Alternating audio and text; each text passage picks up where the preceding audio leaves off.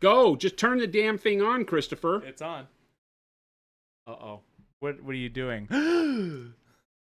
So, I usually like these Mott's real juice, whatever they're called, because they number one they give you delicious juice gummies. No free pub. And the other thing is that they give you they let you learn Spanish. Because Tiny Cara is El Carrito Pequeño. Okay. Right, and Fluffy Bunny is El Cut Off Bago. Nice. But on the inside, this is not acceptable, people. Why is that not acceptable? I need 150. That's good one reasons. horrible yellow one, 2 horrible yellow one, 3 horrible yellow ones in one pack. Why don't you like the lemon ones?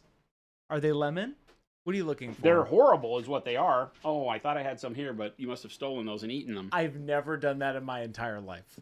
Ever. Not once have I taken from your hidden snack stash. Actually, I have made sure that it remains in its same place. Consistently. All the time. Don't look at her. Are you buying this? This is why I needed... Now, Infiltrator over there, are you buying this? I needed... That was a heck of a face. I got you set up over there for a quick photo. We have an infiltrator in the studio, by the way. Okay. An infiltrator. So this is an unlawful imbalance in the force. Wow. These are horrible and should never be included in the pack. If they give you 1, it feels like a travesty. 3 is just a blatant disruption of trust. Blatant disruption of trust. These are awesome. So that's almost balanced back out, but that's not why I get these. And then to rub it in, they're like, oh, instead of giving you only 1 of the ones you hate, we'll give you 1 of the one you like the best. I see. Mo asks, the strawberries, so Jason, good. how does he know about the secret stash?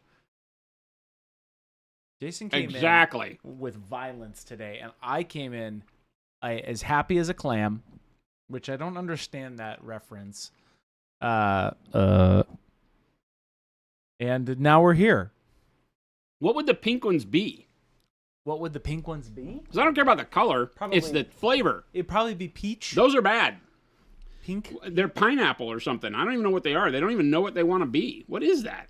I don't know. Mango? All I know is that Mott's is getting free pub right now. Oh, wait a minute. This is not a Mott's commercial. Wait a minute.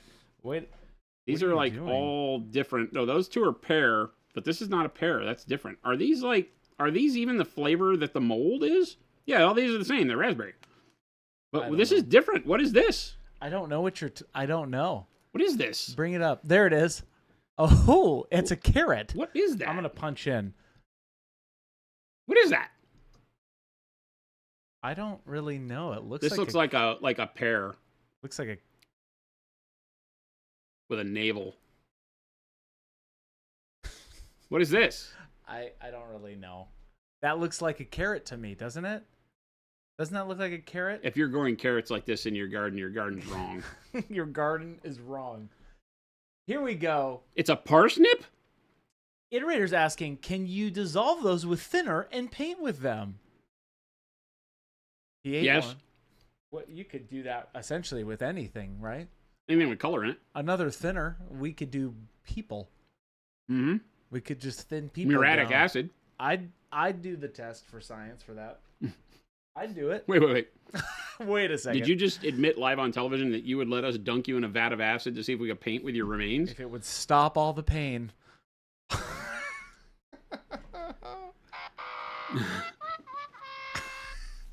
That's altruism right there, Chad. If you're ever looking for a definition of altruism, that's Chris.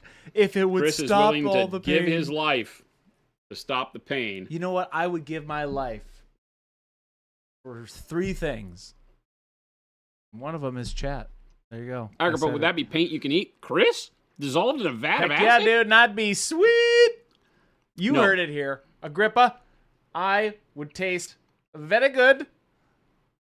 I'd eat that. There you go. Here we go. Whoa. Okay. Let's back it up. Welcome in, everybody. I ate the one I didn't know what it was, and it didn't taste like anything. Yes, we are back, and we are using expert. I did some quality of life things for you today, Jason. What? I listened to you yesterday. Yesterday you said, "Hey, Chris, my palette paper is Never moving." have said that ever. Look what I did. I taped your palette paper down so that it won't move on you. First good thing I did. Can you bring up the palette cam? Can I bring up the palette cam? Of course. And then I zoomed it out a little bit so that you could have a little bit more space, so you weren't confined. Thank you. Right. And then I fixed our. I'm still stuck on the fact that he said he listened to me, and then he adds in the do that I've literally never said in my entire life. The time. Never. Can you do it once for me? One, I have 2, never 3, done do. That's not how I speak. Jeffro says this got dark fast. Yes, it did, but a good kind of dark. Where's the train whistle when you need it? Oh, unfortunately, Chris has it. We're back. You're right. We need to get that back. Also, I adjusted our camera a little bit to help you because this model's a little bigger. And I'm like, you know what? I'm going to adjust it. So why don't you bring the model up to where you like to paint? Oh, man. Look at this big old smile. This is 100%. This is 200, right? This is 500. That's what we used to have. Yeah. Where did it go? What do you mean?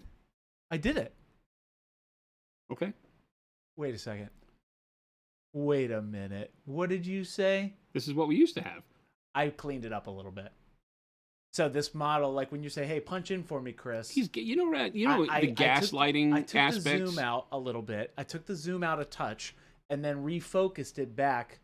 And then so now our 500 is a lot crisper, and that's our 200, and that's our full picture. I like it. I'll buy it. Hmm? That's it. Hmm. And that's it. Oh. Yeah. Plus, I needed to reset my little funky dials because they were all funky monkey because I hadn't done that in a year. I don't know if I'm buying this, chat, but we'll let him get away with it this time. See? I fix the things. Doesn't matter retrospectively. Hey, Chris is allowed to use tape? Yes, Agrippa. What's next? Safety scissors? Absolutely. Hey, Rattlecan? So many points for you. Looks good, Chris? Look at you. Well done. It looks better. Hey, Bud. Good feedback. Papa Chicken? Oh, I got something in the mail yesterday. It's all tech dribble. It's all things I expect. And he acts like it's special. Well, it's special to me. You know? It's special to me. I like talking it, right? I like fixing things. It wasn't broken, but I like getting it more precise. Okay. And I'll need your notes. Because if you're like, Chris, this is uncomfortable, then I'll be like, your wish is my demand. Wait. What? Chris sounds like a used car salesman, a sarcastic grandpa. My grandfather used to say that to me.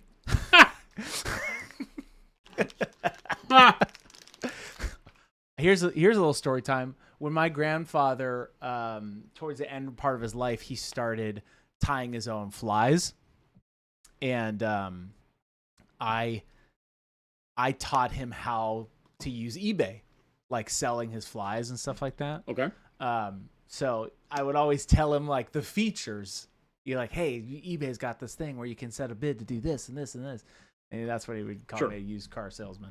Oh. No, but he would say, you would be the best used car salesman. Oh, okay. All right. Now I'm starting to see where this is going. He's like, I don't need all of this. I'm like, yes, you do. This is why. So there you go. I can see this entire transaction occurring too. I'm so sorry that I have passion and excitement about the mundane. Now it's a guilt trip. Welcome in, everybody. Stage 2 is the That's guilt it. trip. And scene. Welcome in. Why is Chris telling a story about other men's flies? Agrippa, don't try to pervert my fun little story with your debauchery. Jeffro, don't egg him on. Hey, is Gabe listening? No, I hope not. No, absolutely not. If Gabe's listening, we're in trouble. Hey, Gabe. Hey, Gabe. We can't do that anymore. You have to really yell, Gabe. Hey, Gabe. What are you going to ask him? I could text him. I want him to bring me some of the 2.0 soap.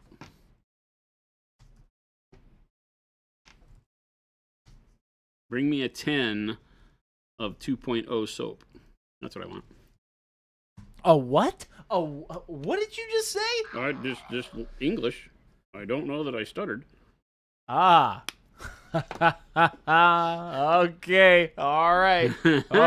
See, Chris? He's listening, chat. The chance of Gabe listening is about as good as Chris doing his job correctly.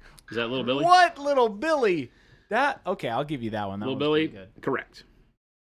1 million sushi points. Papa Chicken says, why haven't any of the Fisher family been able to get Chris in line? Because I'll fight each and last one of them to the death. He is not a friend to the Fisher family. Let's just get something clear here. I am not a friend with the Fisher. Hey, the late man, raiding with a party of 6. Welcome in, Raiders.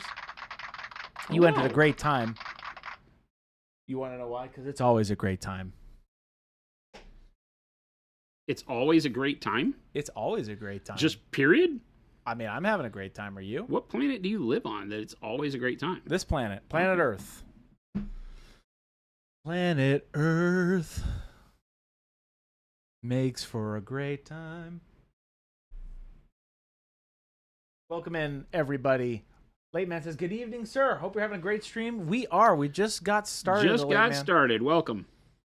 Thank you for the raid. The Late Man is raiding early. I like how you did that. Great. Hey, thank you. No, Christopher, thank you. No, don't thank me yet. Why? What did you do? No, I'm just, you never know. What'd you do? Oh, I didn't do anything. Oh, trust me. I didn't do anything. What'd you do? Oh, I didn't do nothing.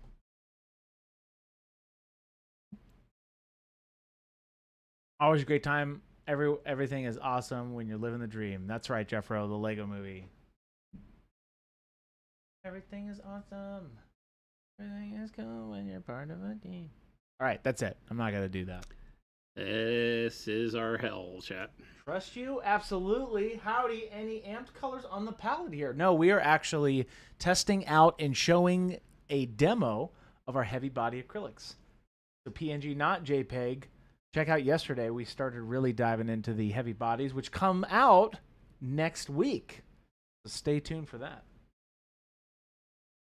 Grippa, why don't you believe me? I don't know. That's on you. I speak nothing but the truth.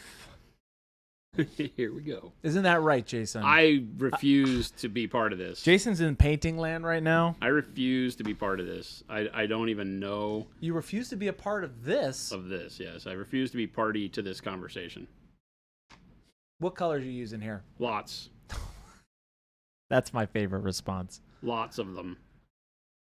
Mainly the green ones. Mainly the green ones? Right now, we are using process blue. Process blue. Okay. With sap green. I say it's primary blue. I call it process blue because it's that cyan, right? So primary cyan.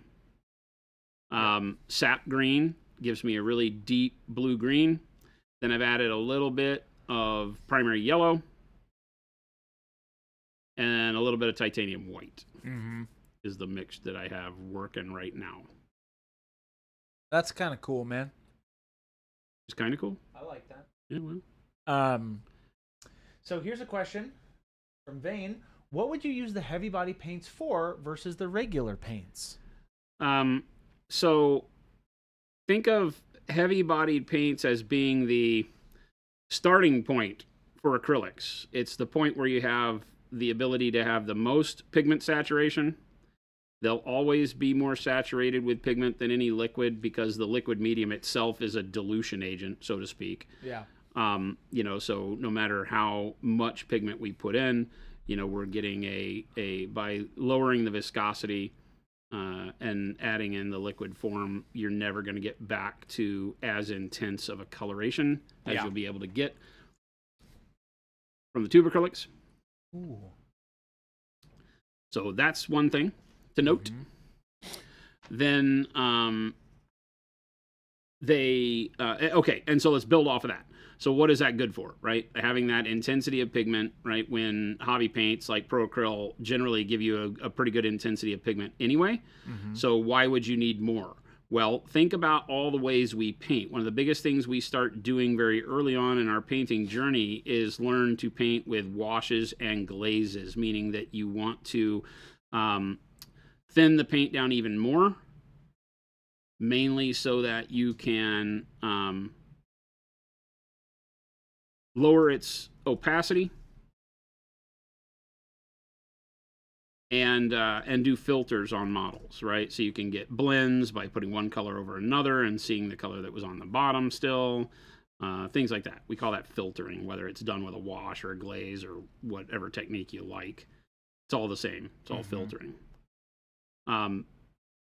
And these will allow you to create a filter that gets the job done in way fewer passes because you have way more intensity of pigment, and yet the pigment already starts off more translucent, right? Because most single pigments are fairly translucent to begin with, other than like titanium white, very opaque, carbon black, very opaque. A handful of them have a very high opacity to them. Pyrols, pyro red, things like that will already have a good level of opacity to them, but in a lot of cases they're more see-through, so they're a little bit more flexible in how you use them for filters on the brush, and can help you once you get a good idea of how to paint with glazes and filters. They become an easier method to do that quicker. I don't have to do as many steps, don't have to glaze as many times to get the color right, things like that. I think that was an astute description of our expert artist acrylics, Jason. Why, thank you, Christopher. I'm glad you approve. Don't thank me yet. Oh, I take it all back. That's my new motto. Don't thank me yet. I take it all back, Christopher. I take it all back. That's not how the song goes, but no, I think you get it, chat. It's baby come back. No, I think you should come back. You can blame it all on me. No, it's baby come back. I was trying. I was wrong. I thought the tube acrylics and I just can't live without you. Mo, that is false. Incorrect. As much as I would love to do that, Imagad, we will not, and we can't. We can do whatever we want. We can't. Well, yes, we can do whatever we want, but then without repercussion, probably not. Right, Jason? It just depends on who you know. I don't know anybody that allows me to do anything without repercussion, but you may. Do you know somebody who allows you to do whatever you want? You have a get out of jail free pass. Bruno Burrito's asking, is there a heavy body yellow ochre? That's my favorite flavor, and that's not a flavor. We do not in our line. We won't be releasing a heavy-bodied yellow ochre. We have nickel azo yellow. We're not releasing an ochre straight out of the gates. You have ochre in the main line that is very, very good.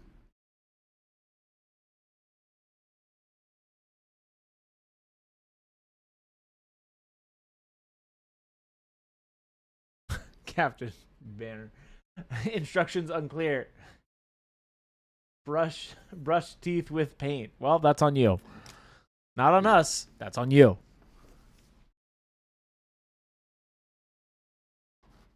I'm going to clean my brush real quick. I asked Gabe. He didn't come through. He didn't. So I told him to. Oh, he saw my message, though. He did not come through for us, Chris. So I'm using the old stuff. I was going to show off new stuff. Oh. I was going to show off some new stuff. Well. If it isn't our old friend, the brush goop. I've been beating the crap out of these brushes, and they are getting annoyingly dirty. Captain Banner's asking, what are some uses for the heavy body warm white? Not sure what the thicker paint does for me. It is meant to be part of the, to be easy to use as a loaded brush paint. Matt and Ben both use a lot of what we consider to call the loaded brush, or I call it loaded tip. Yeah. It is a blending style that puts 2 colors of paint on the brush simultaneously, usually with a darker color in the belly of the brush and a bright color on the tip, hence the word loaded tip. And the problem is you want to do that with a thicker paint. Generally, it's done with a heavy-bodied acrylic, like our titanium white out of a tube, because you don't want the bright paint to flow up into the bristles. The dark paint you want to be more or less viscous, so it flows up like a liquid acrylic should. And then with the bright color, like a white or heavy warm white, you would just dip the tip in, and you would get just a little drop of the paint on the tip that doesn't scoot up the bristles, right? So that pasty quality, that thicker quality, keeps it on the tip. Then when you go to paint with it, the first touch of the brush to the model gives you pure white, and as you press down, it starts blending with the paint that's coming out of the bristle, say a blue, and it starts blending with blue, and you drag back from that single little pinprick of bright color into a blended color, and then after you overcome all the white on the brush, then you just a pure blue. So you get a nice blend between 2 hues with 1 brush stroke. Really neat technique. Really useful. I don't use it a whole lot, but it is great for when you're doing detailed blending in small areas. Oh, now they show Oh, up. my heaven. How many hours later, Christopher? Let's see. Probably 24 at least. How many hours later, Christopher? 11 minutes? Sweet Moses, I could have been on fire. Well, Well, Chris, you'd be crispy. I'd be You'd be crispy. crispy Masushi now. Get it? See what I did there? What are you doing in here? Crispy. Oh, here. Here, I give didn't him- call you. give I him to said, Jason. Gabe, bring me some Goop 2.0. So this is- Are these ones I can have? Yeah, so this one is set. This you can use it right now. Awesome. This is one I just poured. You can't use it yet. It needs time to set. But it looks really Oh, Nice. that's really cool. Oh, that does look really good. nice. So if you want to show We'll that. just use this one. That's fine. Okay. Thank you. Yeah. Oh, do I have a lid? Awesome, thanks. Are you sorry? You're not sorry. He's not sorry at all. You're not Look at him. sorry, Yeah. Look at him. I was working hard, so I'm not. Hey, you guys. Look. This is a live show. This is a live show. Thank you. This is a live show. My gosh, these kids today. We've been working on Goop 2.0, gang. So this is a neat little preview for you. Our brush soap, we have brought on a new engineer, and he's been able to take our current brush soap and refine it to make it even better. I didn't know that was possible, but it is. So the old soap was, is pretty. It's a thick, heavy paste. You can press into it, right?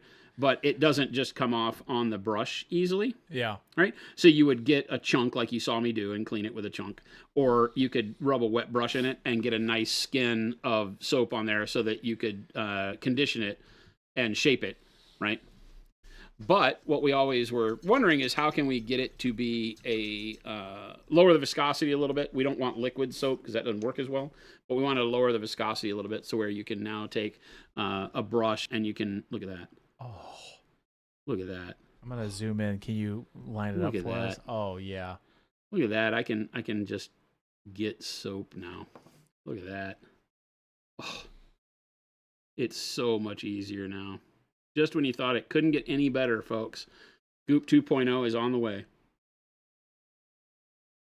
Same cleaning, palette, same conditioning, same shaping. Thumb Pallet's asking, is it vegan? I I believe so. Yes. This one, Currently, no. I'd have but to the check. I believe it is, yes. Gentastic just said, currently no, but the 2.0 will be. Yeah, 2.0 Yeah. will be. Uh-huh. Same taste. Don't eat the soap source. No, we don't eat Jen's the in the soap. room. She will take mad offense if you're eating her soap. She did not make it for that. And hey, welcome in, Jen. Jen is not trying to feed the faithless. She is trying to keep the brush of the faithful sharp and ready for battle. That's true. That's very true. Look at that. Look at how clean that Let- brush had. So much crap in the ferrule. Oh yeah, let me And now it's clean. One pass. Look at all the junk we got out of it. It's horrible. look at that. I do have this brush that we've been beating on. Yesterday I called out the fact that I had a bristle that was whenever you have can you pop in close? Yeah. Whenever you have a bristle that the top breaks off of, you'll have this on natural and synthetic brushes. This bristle is no longer long enough to reach the tip because the top part broke off. Hammering it, stippling with it, whatever. Always get your clippers separated out from the bunch, come all the way down to the ferrule, and then clip it off at the ferrule. Okay? Don't cut it up here, because what happens is any of the short hairs in the bundle will start to splay off to the side and keep it from forming a nice point. So I'm happy with how that zoom looked. First of all, you cannot eat this goop. You cannot use the goop as food. We want to make sure that that's clear. Can you use the brush soap for beards? We do not market it that way. I'll leave it at that. I told you I'd do scientific testing for Monument Hobbies. We do not market it that way. It is hypoallergenic in all those regards, so it does have all of the necessary components to be a wonderful conditioner for beards. We do not market it that way. It is not used for that. Orky Fish Battle says, soap. Battle soap. Maybe you need that. I like that. People get fresh. Use the battle Jen's soap. drunken battle soap. People get fresh. Battle soap.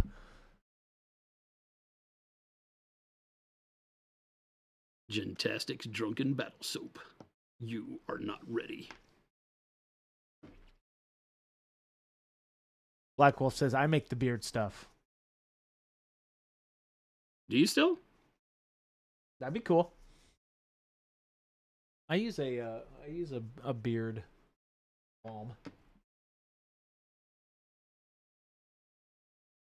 Northrack says, I need a human-sized car wash of brush soap. I can just walk through at the end of a paint session.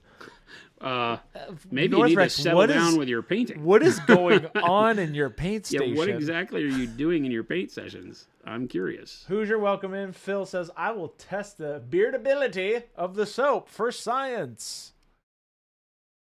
Blu-ray, no, we do not put that on there. What? We do not put it on our teeth. Do not do that. The soap? The soap? Yes. We do not do that, people. What is wrong with you people? Can I get all of your mom's phone numbers? Can I speak to your parents? Question about the heavy bodies. How much do you think them for basing and layering? Or how would you use them? Maybe you have to clarify your question there for me. What is that? Thin. Oh, how would you thin them for basing and layering? Oh, okay. I mean, they're going to take more water in general, right? Because they start much thicker. So they're going to take more thinning to get to the same level of use as your liquid acrylic. So in most cases, more water on the brush, right? But ours lay very, very flat, so that you can get away with painting with a much thicker paint that has better coverage. So again, you can get to the color you want in like one pass, realizing that not all of them are purely opaque, right? So, but you can get your color in one pass and paint with it a little bit thicker than you're used to painting with liquid acrylics, because you'll get the good coverage, you'll get the intense coloring that you're looking for, and they won't clog detail up. So you can kind of play around with them to see what gives you the outcome you're looking for as quickly as possible. Again, they're just more intense paints because they have way more pigment. So you can have way more flexibility with them to some extent than a normal hobby paint, because you're starting from, the most pigment you can get. So diluting them, you have a lot more steps that you can dilute before they become, broken. I don't like using that word, but that's really what it is. When your paint feels like it's broken, you put it on the model and it doesn't really give you the color the way you wanted it to.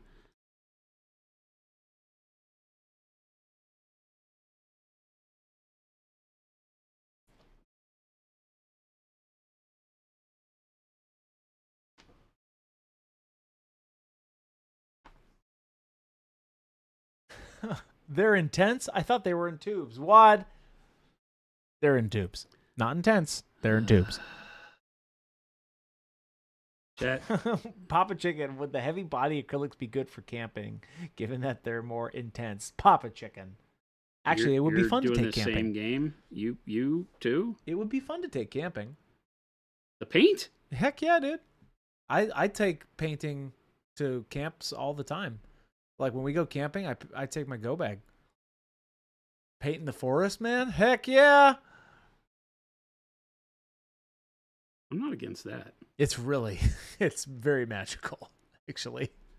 I would love to paint. Like straight up, dude. Go up to the rim. Camping painting. Yep. Then cook up some camping food.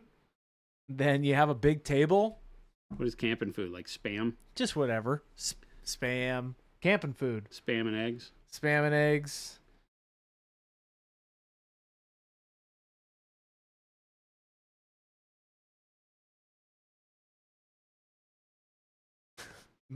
Meaty Hook says, I wonder what Jason would think of how amazing the stream looks. Hey, Meaty Hooks says, has anyone else noticed how much crisper the stream looks? Meaty Hooks. He wants something, Chris. I don't know what you're going for. He wants something. I'm being buttered up. You're being buttered up, Chris. Be wary of people who try to butter you up like that, Chris. Gabe says it's amazing. Oh yes, the camping, the painting, camping, painting, camping. Painting while camping. Yes. Camp painting. Camp painting. How do you get lights? He takes his battery thing. Yeah. Oh, either a battery pack or like old like generator. Oh no, he's got a big jackery. It lasts forever. I don't know that you know what that word means. A jackery? I don't think you just used the word you were thinking of. Yeah, he's got a big jackery. It's just a big portable battery. That feels like a company that took a few too many liberties with words. Yes, Thumb Palette, thank you for that reminder. I got sidetracked. What is it about the pigment in yellow paints that make them all so transparent? See, that's why I pin stuff so that I don't miss them. Well, the pigment itself is translucent. That's it. That's it. It's literally like that.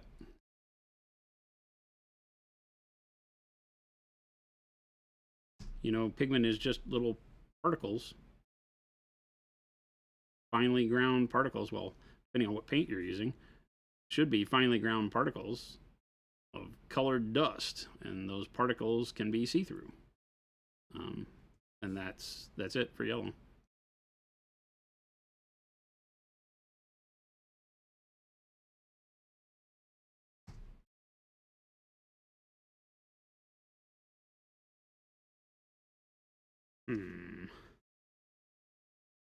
Tor says, can you explain again, in technical terms, what's the difference between transparent and translucent?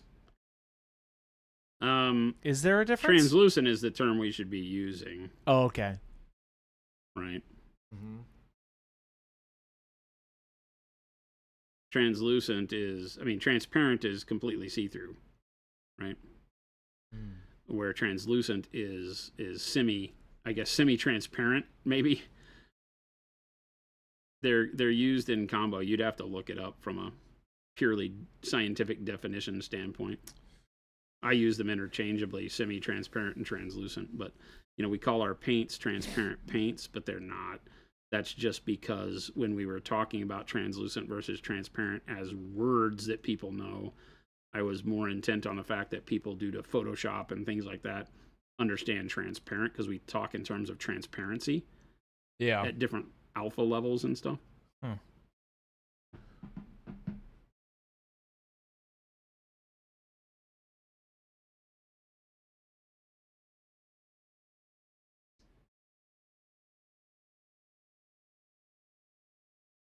Outdoor Hobbies Painting Con.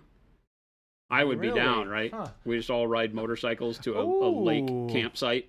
We could. Brannigan's Brushes, Raiden with 15. What's up, Brannigan? What's going on, gang? Hello. I'm telling you, camping and painting, man, it's the way. I'm a fan. Derpstick has a question. Would bright neutral gray be good as a highlight for warm gray? Or would mixing the two be better? I want to do sculpture highlights on the spheres of marine power packs with BNG. Hang on, I'm mixing. Yeah, you're good. He's being a chemist over there, chat. No, this is not chemistry. Oh, it's chemistry. Okay. It's beautiful It's painting not at all chemistry. what this is, but okay.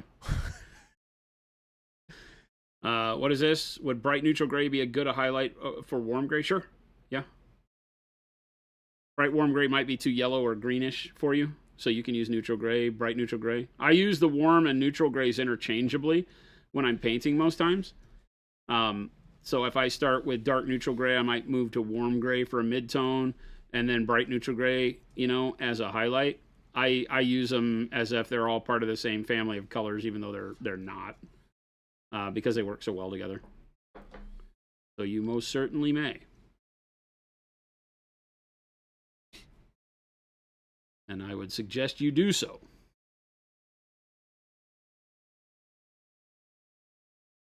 So what is the combo that you just did here, Jason? It's the same thing I'm doing. It is the primary cyan, sap yellow or sap green, primary yellow, and white. Because basically what we're doing on this model for these colors is painting with, not quite CMYK. I'm not using a lot of magenta, and I'll put red out if I need to. I'm not trying to absolutely drive myself crazy. But for the most part, we are working in a situation where the goal here is to show mixing, whatever color you want from what I would call, primaries. Yeah. But like I said, I'm not going to be crazy and sit here and mix everything from CMYK. I'm not in the mood. He's not in the mood, chat. Not in the mood, chat. We're here to put paint on the model.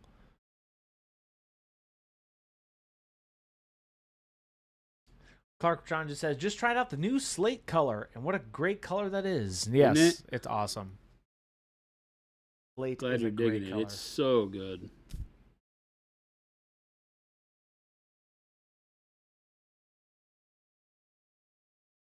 These colors blend so well. They do. With big, fat, nasty brush strokes, I can still get really nice edges. Oh, yeah. Absolutely.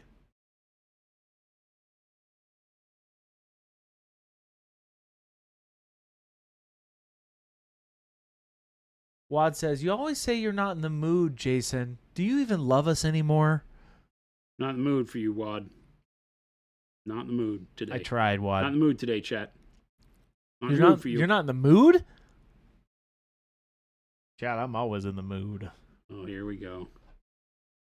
Chris is your boy. Chris is your boy. Panic Bob says, thought you were here to give Chris a hard time. No, he's not here to give me a hard time. 100%. Wait, what? What? You're not here to give me a hard time. Wait, what?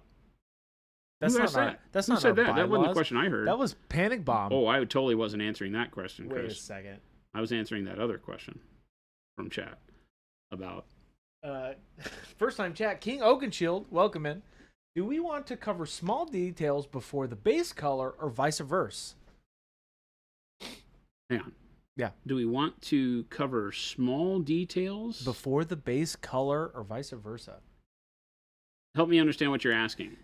I'm not following. Small details, cover small details before the base coat. Yeah. I'm King not Oakenshield, understanding what you're asking. Clarify for us. Like, a am little bit. I painting small details before I put the main color of the model on? Is that what you're asking?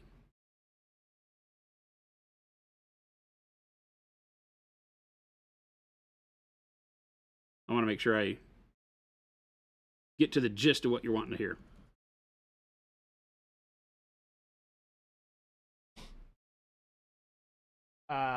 Dunbris, after this month's challenge is over, could we have a model painted on stream with this month's rules? Nope.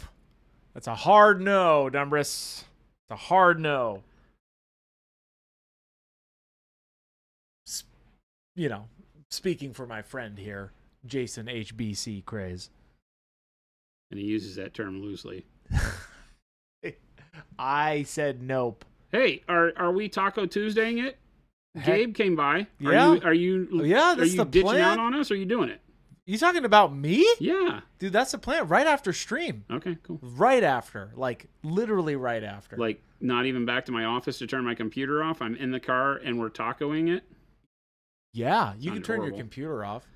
Okay, I'll give you I 5 can turn minutes my after computer off. stream. Okay, good. You get 5 minutes. 5 minutes. Because Okay. Gabe's got to go He pick doesn't, somebody though. up from the airport at 7. No. He said it was 7:45 last we heard. Oh, so his flight keeps getting canceled. Yeah. Probably. So Yep. Well, I think need Jason Fisher is just I haven't- SOL. I don't haven't think his eaten son gets today. to pick him up today. I haven't eaten today. You haven't So eaten? I'm hungry. Well, this is going to be good Mexican food night for you I then, know. Chris. Where are we going? We're going to have to think about it. I didn't get the answer back from Jen yet on whether or not I can go. So this is what I'm Jason! doing. So chat. What? Chat. Oh, you can't bum Chat. me up like that and then drop a bomb? Chat. Don't tell Jen because she may still be on stream, but this is what I'm doing is I'm guilt tripping her into letting me go because now I've seen Chris's highlight in his evening is that he's going to Taco Tuesday with us. I wanted to. And now Jen can't help but let me go, Oh my gosh. right? Because she sees that it will be a complete letdown to Chris if she says no. I'm going either See how way. I played this off? I'm going to. I've built it up to the point where I can't fail, chat. I'm going We can't either fail. way. We're built to succeed.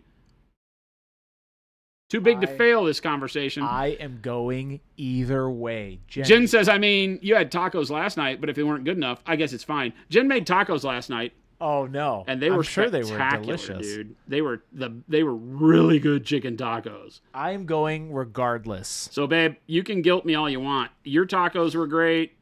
These tacos won't even hold a candle to your tacos. But I'm still going. Okay, going back to King Oakenshield's question.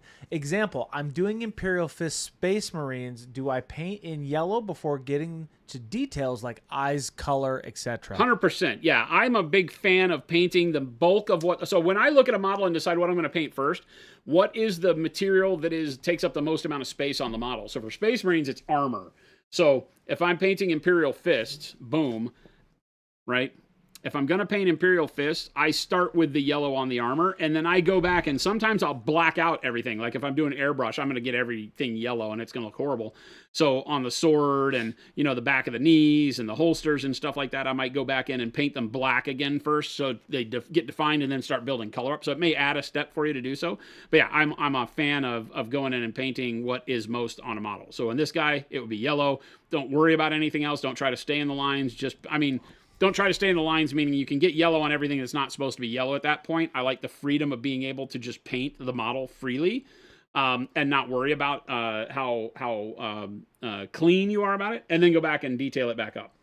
And then if you've got a model like, another good example, like this guy that we just got done doing, the undead horse dude, right? We started with the horse's flesh on this because it was the largest impact to color. It has the most space of the model that's all one color. Painted the skin there and then painted everything else around it, right? So again, I like to focus in on the main component of the model. What is the biggest thing that's all one color? So the horse's flesh, the yellow armor on a Space Marine, you can do other things, but I like that because then you can build all your colors around that big impression that the horse's skin makes so that you don't make bad choices. Because if you were to start painting this guy's armor and things that are smaller, maybe get a really good metal color, but then you're locked into maybe a color you don't like on the horse flesh, and when you get that painted in, it takes away from the armor that you painted. Because this guy, no matter what, the horse is the main feature, not the dude on it, right? So that's the way I'm always looking at models before I make decisions on color. Hope that helps. I think that was a great answer to that question. On a model like this, I'm making up the colors as I go. I didn't really attack this with a plan. And so when I'm doing that, I start from what is deepest on the model and paint outward. So skin, right? There's nothing deeper lower layer wise on this model than the skin. And so I'll paint the skin first, then I'll paint what's on top of the skin, and then what's on top of that, and on top of that, and on top of that. And, I'm kind of getting out ahead of myself because I'm painting some of the armor right now before I've painted the leather under, the straps and stuff underneath it. But for the main part of the chest, I did the leather, the skin, then the leather on the chest, and now we're painting up the brassiere and then the armor and all that kind of stuff. So, Oak Shield, absolutely. Anytime. We love those questions. 100%. There is really no bad question. So if you feel like you've got something that is tripping you up when you're painting, then ask away. Because the goal here is to help you become more confident in painting so that you just attack the model with the brush. Go get it. Do the thing. Put the model under the paintbrush. Have some fun. We will help lead you down that path.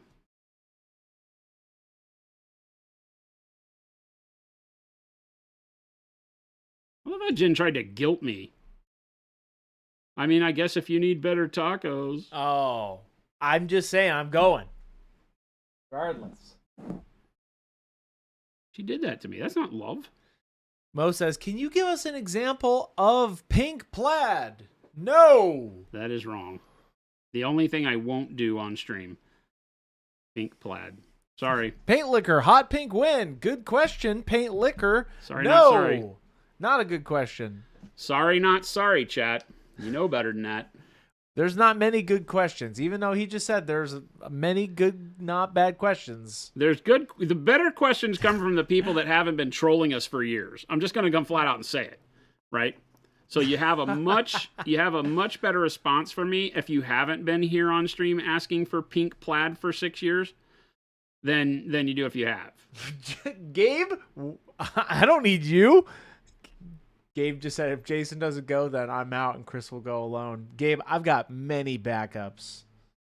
I don't need you. I don't need Jason. Chris just said he has a black book with better choices in it, Gabe. That's what he just said. Oh, I got choices. Oh, we're going. It's non-debatable. Non-debatable. Not up for debate? It's non-debatable. Not up for debate. Non-debatable. I'm down. I'm excited. Where are we going? Should we tell the people so that those who are local can come troll us while we're eating Mexican food? I'm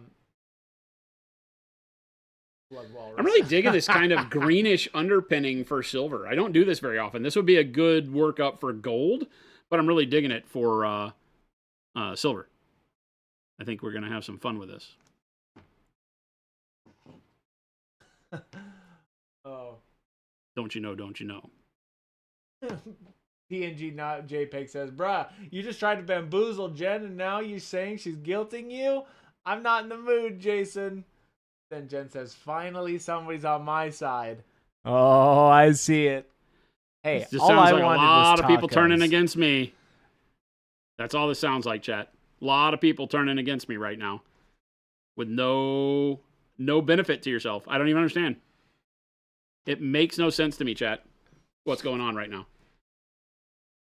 You're all just forgetting. That's it. You're biting the hand that feeds. That's what's happening here, chat. Biting the hand that feeds. I try to help. You try to help? And this is what I get. Yeah, I see. What about the heavy body drying time, Jason? What about it? How long do they last on the palette, etc.? Well, the way I'm mixing by spreading them out, so then they don't last very long on the palette. Not gonna lie, right?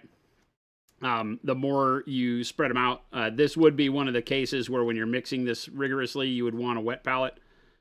Would probably help you out a lot. I'm stubborn and I'm not doing it. So I'm just gonna fight it the whole time.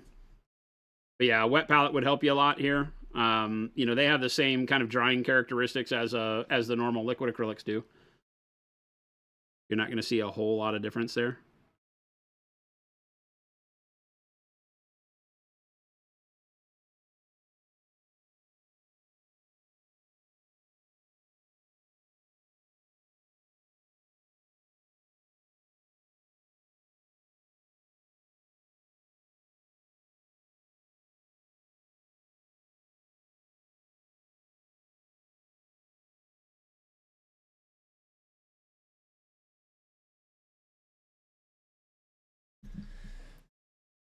Hey, for all of you just now tuning in, welcome. Where have you been? Where have you been? We are so excited to have you with us today. We're Monument Hobbies. Jason is demoing our Expert Artist Acrylics, which will be coming out next week. So stay tuned for that announcement. If you have questions, be sure to tag at Monument Hobbies so I don't miss them. And if you have questions, please, we'd be offended if you didn't ask any. Offended? Offended. Really? That's offensive? I think so. I feel like that's comfortable to say. We're offended if you don't ask us for help. We are. That's literally why we're here. Isn't that right, Jason? We're literally here for your hobby question and needs. That is true. Twisty Farmer, what do you think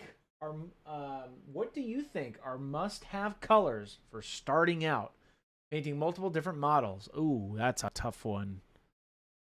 Our base set was built around that concept of giving you enough hues that you could get a good starting point no matter what you were painting. Now, it isn't comprehensive, right? So it requires you to feel comfortable mixing some of your colors if you're going to go, and get into, really detailed painting right out of the gates. If what you're trying to do is just, get your first minis painted, have some fun, learn the craft, so to speak, then the base set works great because it has enough blues, browns, reds, yellows, things like that to offer you a really good cross section of what you'll need for painting.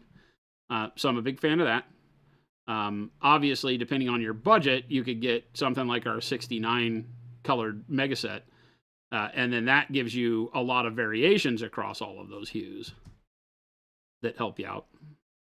But again, that's a budget restriction thing. Like how much are you looking to spend? If you're trying to work on a budget and say, yeah, I just want to spend as little as I can to get going, then our base set is by far one of the best ways to do that.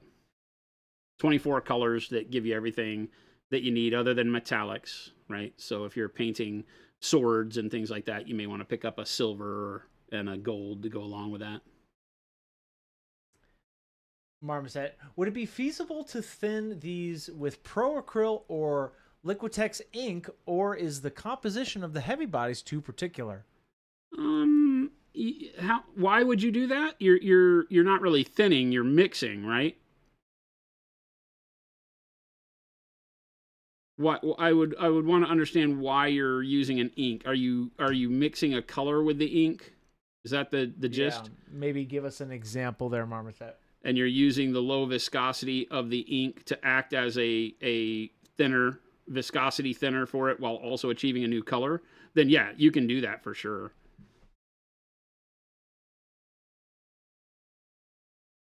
There's nothing, super different about these from any other heavy body as far as their makeup. There's no custom composition of them, as you mentioned, that keeps them from working well with any other water-based paints, inks, our own Pro Acryl. But our Pro Acryl colors are not low viscosity enough to really do anything for you, but you can mix them together for sure. Jamie Daggers, rating with 59. Welcome in, Raiders. Hey, Jamie. How are we doing, Raiders? Hello, hello, hello. Marma said, yeah, absolutely. Okay, that's great to know. Yep. Papa Chicken, let's see. Here, let's go back to Papa Chicken's question here. When I get to painting tonight, maybe I can try mixing dark hot pink with the turquoise to get a different hue of purple? Question mark? It's not going to give you purple. I don't believe. Dark hot pink and turquoise. Where does the purple come from? You're hoping that the blue and the red give you that? Trying to make a midnight purple for the monthly chamage. Oh my! I keep getting weird distraction. Periwinkles. Okay, desaturated periwinkles. Any ideas? What are you looking for? Midnight purple. Wow, I might have just had a small stroke. Midnight purple feels like it should be dark, and neither one of those colors is dark enough. Oh yeah. Right. you're going to get more of it's limited palette. Faded plumish kind of color out of those because of their value when you start. Not that it would be a bad color. I just don't know I don't know midnight purple by name as to what you're really looking for. PNG, not JPEG. Your question is elaborate. Imagine you're in the year 40,000. Okay, I hear you. And you have copper-colored armor, but obviously the aloe you need to defend yourself in the future is not made out of copper. What color would you use to rust or break down your armor? Okay, that's great. Rust or break down the copper armor. Like it's painted copper? What is the material that yes. it is? Because you're acknowledging that copper wouldn't be what you'd make your armor out of, but are you wanting it to be copper just for the fantasy nature of it? Like it's a metal that would tarnish like copper would? Because, copper verdigris, right? That copper oxide is of greenish, like what we're painting right now. Actually, the verdigris color that we're using right now is perfect.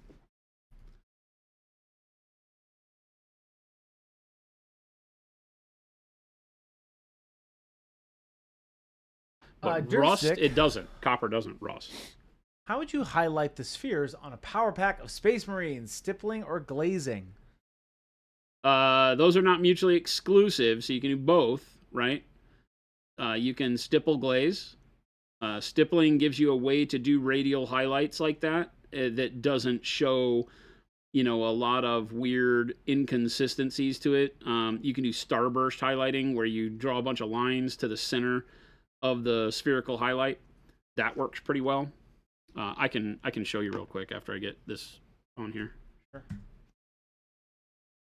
So there's a lot of ways to do it, but remember that glazing and stippling are just two techniques that can be used together. They don't counteract one another.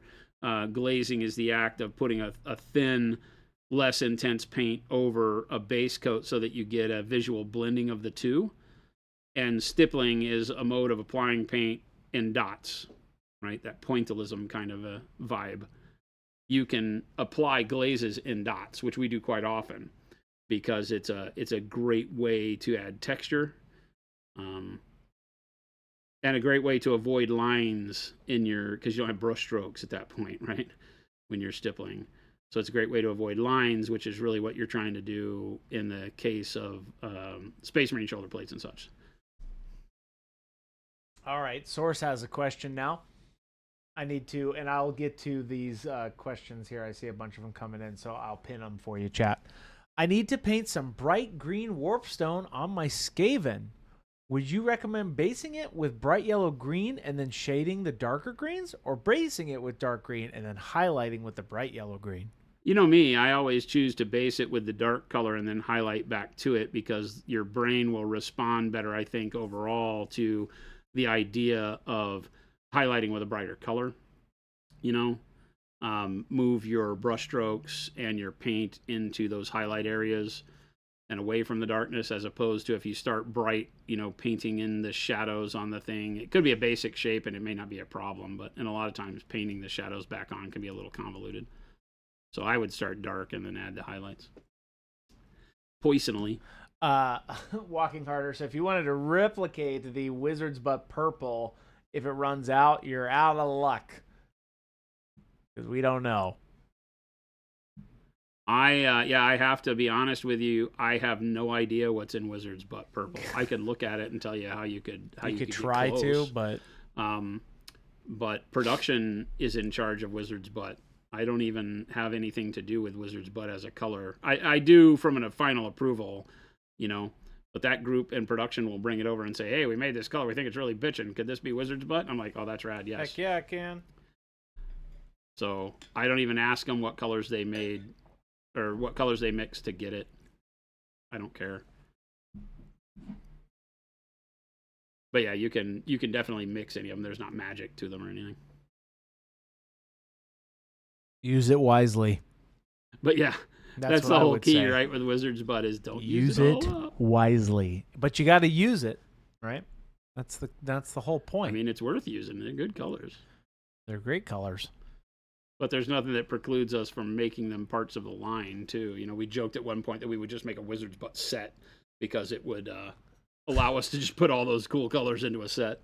And then the set would just, unfortunately, would just change. Would just change, yeah. Which would be kind of fun, though. Yeah, it could be.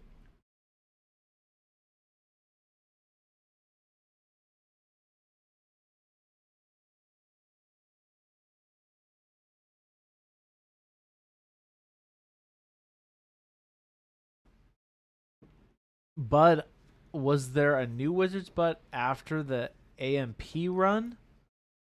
We don't know. I don't think so. We would know. No, I don't think so.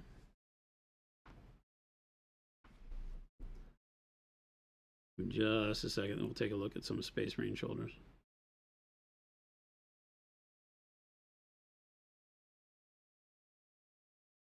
I'm painting really messy here.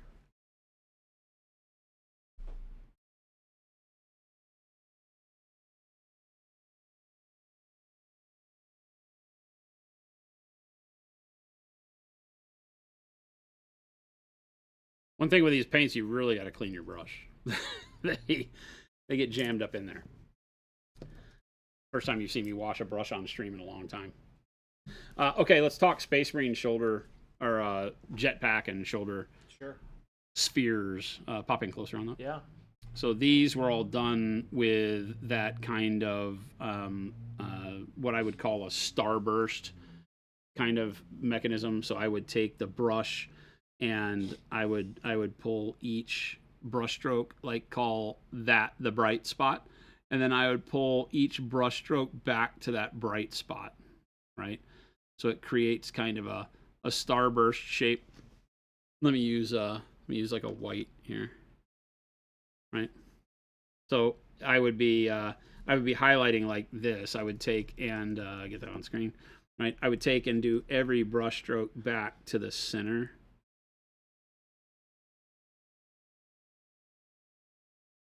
You might have to rotate the piece depending on how good your hand is at rotating the brush around, right? But the idea being that you're pulling these legs of color into the center that prevents it from looking like a circle of paint, right? I call it starburst, but you get the drift. That's a lot better than trying to, like paint a circle and then blend the circle into the environment, right? Because what are you going to do along these edges? If you pull them out, you basically create a big, ugly starburst, right? Now, if you've got enough skill, you can take a wet brush and you can blend that edge after painting a circle like that, and you can spread it out, and create kind of a halo of itself. So that's another way. But I prefer the starburst because then you can take, after you've done the starburst, you can take like a very thin glaze of the color, so this same white. You can take a really thin glaze of the color white and go back over the starburst with that glaze, and it gets rid of some of your lines that you created by doing the starburst, right? Feather it out. That works the best for me. And you can do that in ellipses. Ellipso. Calypso. Davy Jones. Ulysses. Pirates of the Caribbean. Johnny Depp. See how we got there? That's hilarious. 6 degrees of craziness with Christopher. Anakin Skyhumper.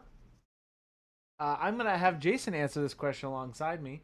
Off the top of your head, would you paint some 1,000 Suns, in quotation marks, magic energy swirls if the models are teal or purple gradient? Sure.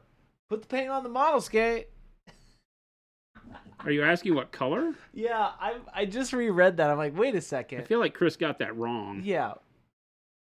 Would you paint some 1,000 Suns magical energy swirls if the models are teal to purple gradient? You might have to re-ask that question because I'm assuming you're asking like what color? Yeah, I think you just need to rewrite your sentence. Yes, we are doing that. If they're teal to purple gradient, obviously like Witchfire greens and yellows would look really rad. Like a swirl, like a magical swirl. Yep.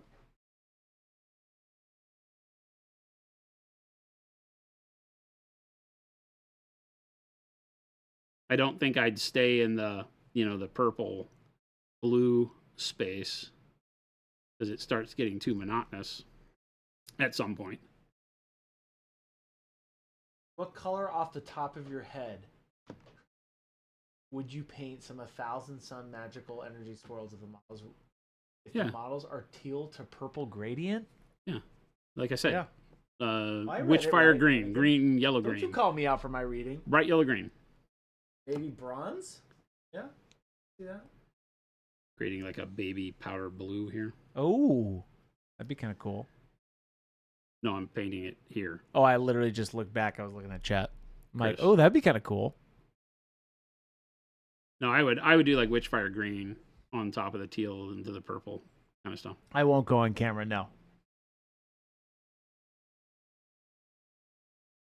That's not what the stream is for. The stream is for you, chat.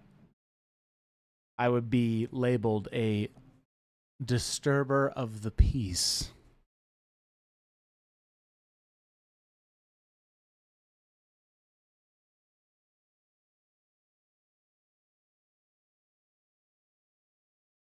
That's the idea, Phil. Yes.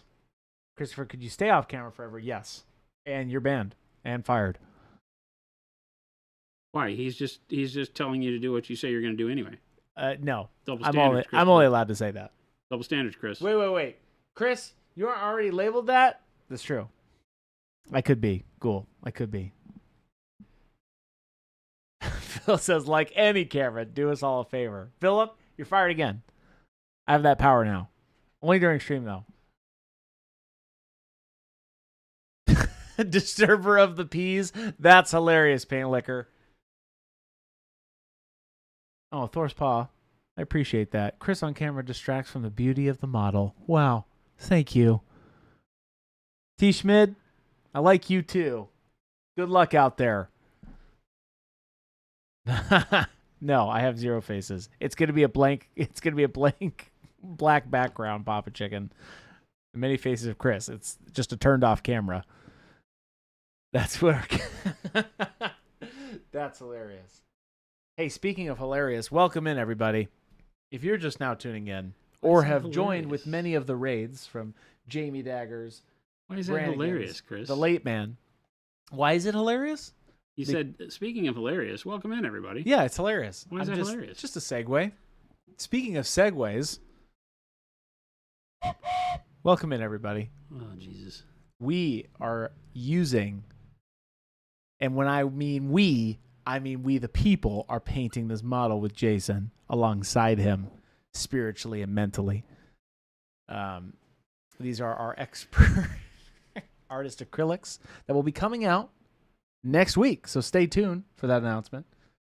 If you missed our stream yesterday, Jason was really diving in to using these bad boys. So if you have any questions, tag us. And here we go. Game Delay says, I agree with Christopher. It's like making fun of lawyers. It's different when I do it versus when other people do it. Though to be fair, it's not that different when it's lawyers. That is fair. Derpstick says, my paint scheme for my Marines have the shoulder pads in different stripes of color like green, white, and red, so the highlights would only be for the power pack. Thanks for the demo. Absolutely, Derpstick. We like that. Is Chris just an AI that Jason talks to? 100% Walking Harder. 100%. It was the bargain basement learning model. Yes. Bargain basement. Oh, Walking Harder. This is possible. We never actually seen Chris. That's true, Anakin Skyhopper. You've never seen me. I've never been on stream. I've been on stream. He's been on stream. I've never been on stream. He's totally been on I've stream. been around when Jason has been showing new beautiful products on stream. He's been on stream a lot. Pretending to be me. Not a chance. And selling you crazy, useless Impossible. Home Depot brushes. False. Home Depot makes absolutely great brushes that are not the brushes that we make.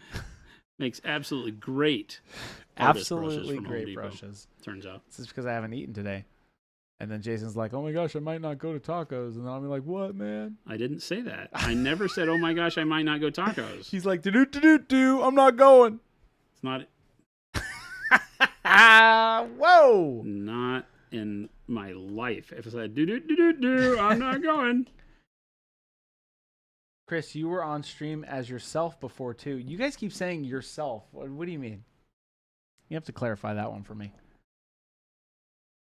Anakin Skyhumper says, I remember a time once in April where Jason was trying to sell me bag acryl, 100% facts, but Chris never being on stream. That's true, Anakin. Again, these that's people very want true. something, Chris. They do. And I'm not going to give it to them. I'm not going to do it. I don't have a camera over here anyway. It's impossible.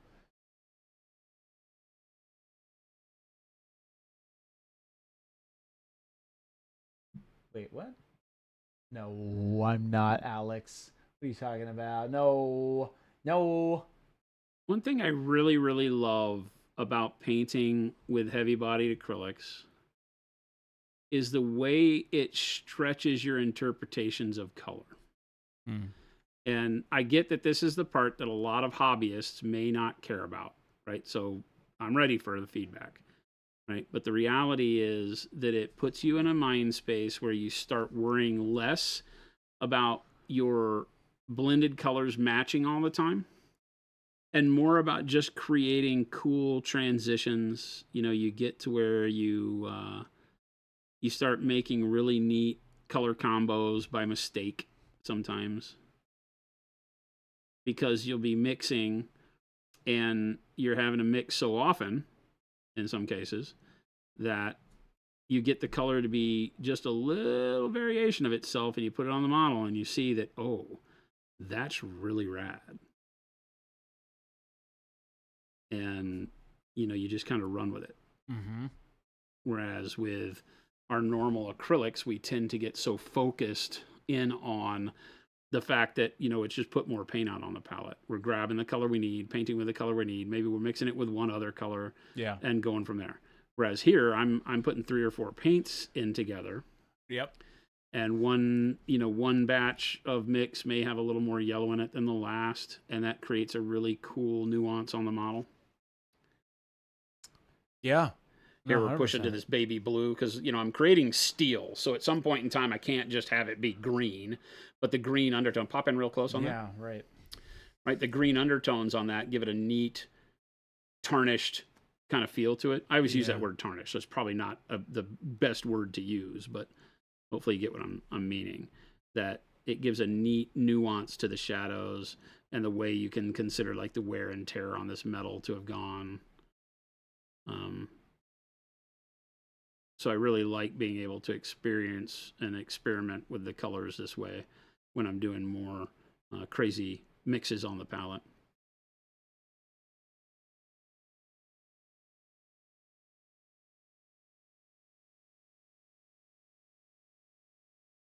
Derpstick says, but now that I'm thinking about it, and I think you're talking about your sphere question here again, Derpstick, how would you highlight the stripes of color on the shoulders? White obviously can't be, but what about green and red stripes? I don't understand what you're asking. Yeah, you might have to re-ask it in a full sentence for us there, Derpstick, to really... You're in your brain on a journey, and I'm not catching all the details. Yeah, because we talked about making sure... No, that was the last one was the sphere question, yeah. What you're mentioning, highlighting stripes on shoulders... Mm-hmm. Are the stripes like physical layers of armor, or are they emblems, logos? Because you don't have to necessarily highlight the logo in any color other than, you know, the bright version of the color of the stripe. And Anakin Skyhumper says, are these heavy bodies supposed to act more like canvas-style paints? I missed yesterday's stream, and I'm too lazy to go back while y'all are live. Oh, that's exactly what they are. Yep. That is 100% what they are. They are artist acrylics. And I dread saying that, but that's a term that people kind of refer to because, so are our Pro Acryl paints are artist acrylics. Pro Acryl is made the same way that these are. We just go an extra step, add a liquid medium, right? There's not as much pigment in a bottle of Pro Acryl as there is in a tube of our expert acrylics. So yes, you could pick up a tube of these and they will perform better than Schminke, Winsor Newton, any of the high-end artist acrylics you may have heard about in the art world. I'll put them up against any of those. They're amazing. Absolute amazeball paints. So if you've ever had, a want to get involved in something like canvas painting, now you have the tool. But as you're seeing, I can thin them with just water on my brush and get really, really good use out of them painting models. The thing that sets them apart from the Winsor Newtons, the Schminkes, is that they're intended for use on models. So they lay a little bit flatter, have a more matte finish, and won't clog details that you paint on, right? You don't have to spend a whole lot of time messing around on the palette to get them perfect. You can just put a little bit of water on your brush and paint them on, and they're not going to give you a lot of texture, a lot of ridges, or any kind of craziness that you're not expecting. Teeny tiny. Are they less matte or similar? He was just saying they're more matte. More matte. Yeah. More like our normal paints. You're seeing some satin here as I really thin them down and do glazes. The matte will break quicker on a heavy body paint.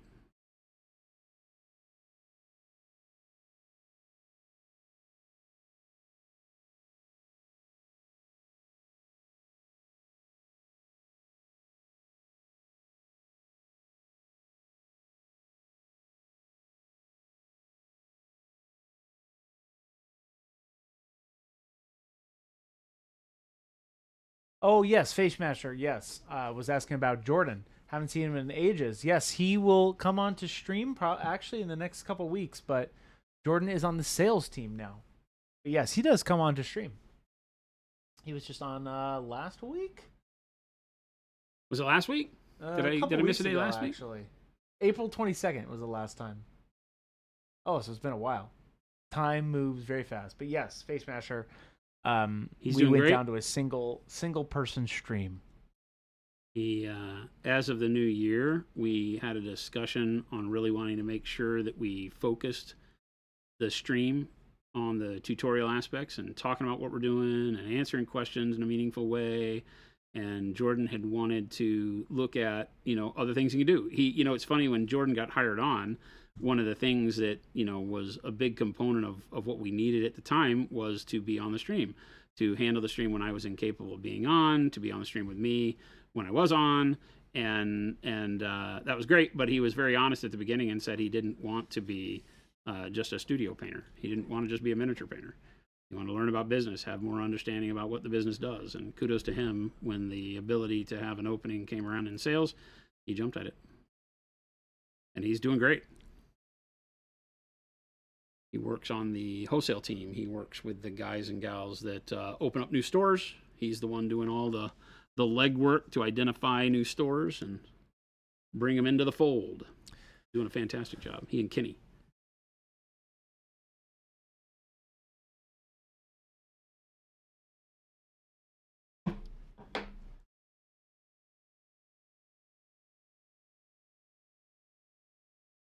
Need more blue. I'm using primary cyan. Primary cyan. Very blue. It is very blue. Very blue. And titanium white. Good old titanium white. Okay, Derpstick is re-asking the question. I'm painting stripes onto bare marine shoulder pads. 3 stripes in the colors of the Mexican flag, wondering what brighter green and red would be used to highlight the top of the stripes. So, interesting conversation to have, because the stripes don't highlight as individual things. Does that make sense? The stripes are not individual things on the model. The stripes are a painted logo. The logo highlights. The green, red, and white don't highlight independently. They are not panels. They're a painted logo. Am I making sense? Right? That my thumb palette does not highlight as green, white, blue, darker blue, grayish blue. It highlights as my thumb. So on the shoulder plate, it highlights as the shoulder plate.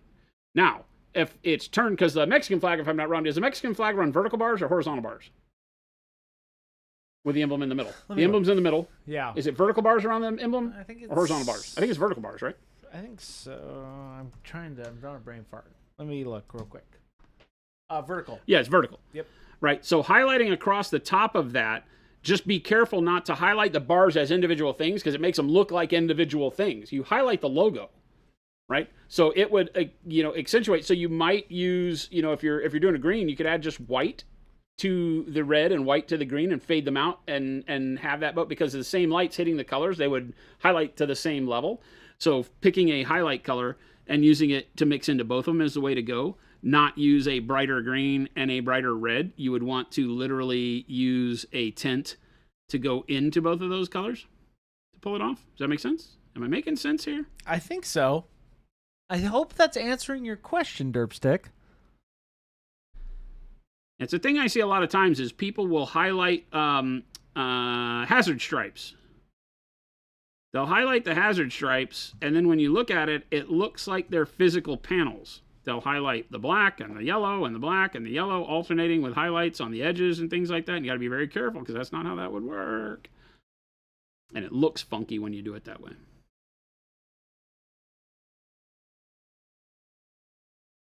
Just remember, it's the shoulder pad that's highlighting, not the logo.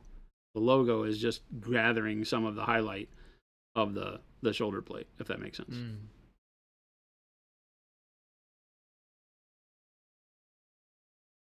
Drip6 says, makes sense. Thank you. Absolutely.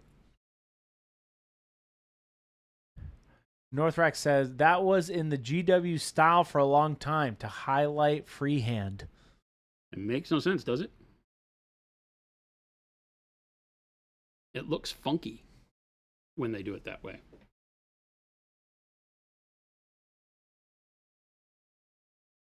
I'm liking this. What do you think, Chris? It's looking great. I can't wait to, because essentially, how are you going to get this from, you were saying you're not leaning it green, right? But now it's blue. Right now it's blue. Now it's going into that. So are you going to darken it up? And how do you do that? Darken it up? What do you mean? Are you doing it as because this is like a jadish, it's almost like a green steel. Right, it's almost like turquoise right now. Yeah. Right, because I have that green underlying, like if you were to buy a piece of turquoise jewelry, it has that green and blue going on. Right, but when we put our final highlight on here and then we go in and add some environmental colors like the reflection of browns and sunlight and whatever else we have, then you'll see a lot of that go away. Yeah. Right, so I'm underpinning it with the colors that I would want the metal itself to be. Yeah, okay, got you. Right, almost like a magical steel. So it's not just grays and whites or our standard like blue and yellow. Yeah. It's cool. I'm also thinking like you could totally take this where it is now and put like Payne's gray over it, but like thin to darken it even. Yep. And the shadows, Payne's gray will work great. Ghoul Studio says, so Jason, do you have plans to release just a portion of the PA line in the Expert Acrylics, or are we going to get all the PA line in the Expert Acrylics? No, just a portion. There's, in my opinion, having that many tubes of paint is not what we're going for. We want you to be able to turn to them, to use them, and mix them with the regular colors as you want. But unless we were to see like a huge uptick of mom and pop art stores wanting our paint, as its own thing for canvas paint artists, we would not extend the line past about 24 colors. Is where we're trying to be. We got 16 to start, and then we'll evaluate the public's reaction.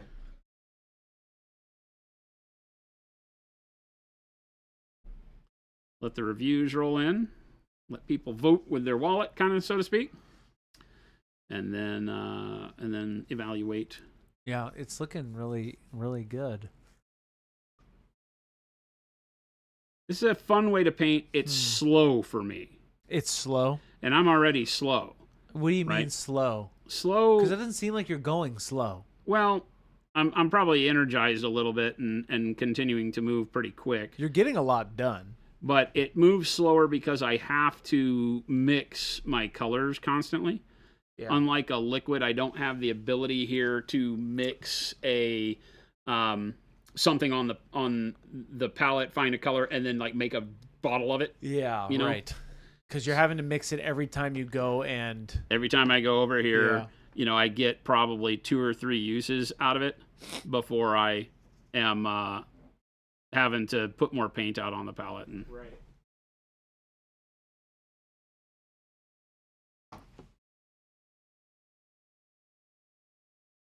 And this is literally just sky blue that I'm mixing here.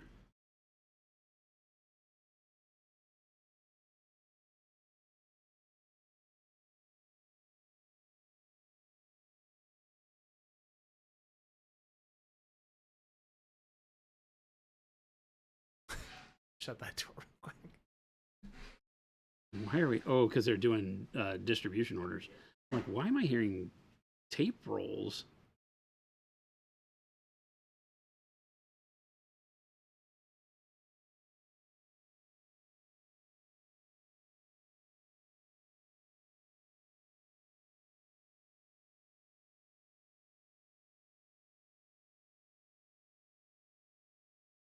Okay. Paint Liquor says, I'm starting to think this Jason guy can paint.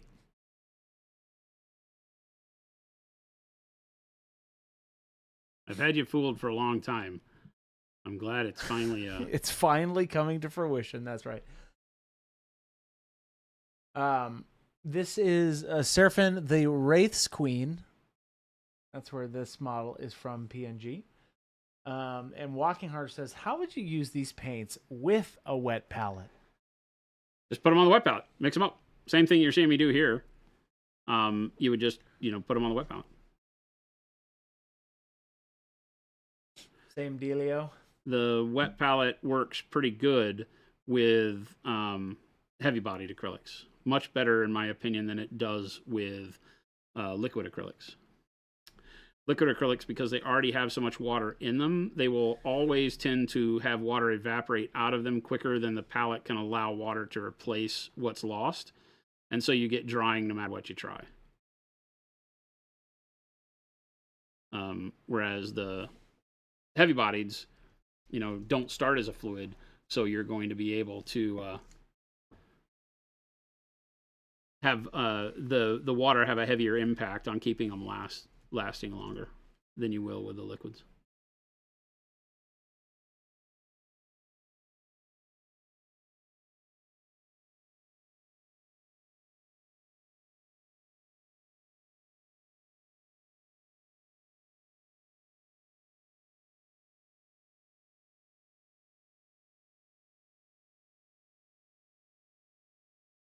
Orky Fishing, now I want to make and paint some tonks. Yep, you got to try them out. They'll be available next week, so watch our socials for the announcements. We'll also put them in Discord. Ton of fun, right? I mean, we don't do this a whole lot. You know, I'm not thinking by releasing these that it's going to change the world and everybody immediately is going to start. But every brush stroke I make here with this bright color, as you can see, I mean, look at that shoulder plate. Yeah. Right? And how quick I was able to pop in close on that. Yeah. I'm using really rough brush strokes, right? But it's still... to sketch this in. And it's still making a huge impact every time, even though I'm able to paint thin and not have it look like I'm just glomming paint on. Yeah. Right. Each brushstroke is intense enough in its coloration to get the point across, but I can still make it thin to where I can see through it if I need to.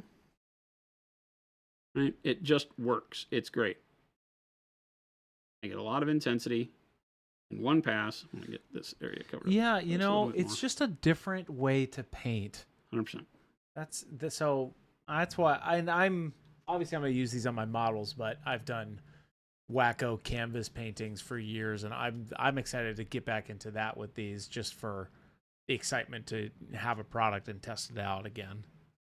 Well, if you've been around here for long, you know that part of what I think is the best part of painting, whether it's miniatures or painting in general, is the exploration.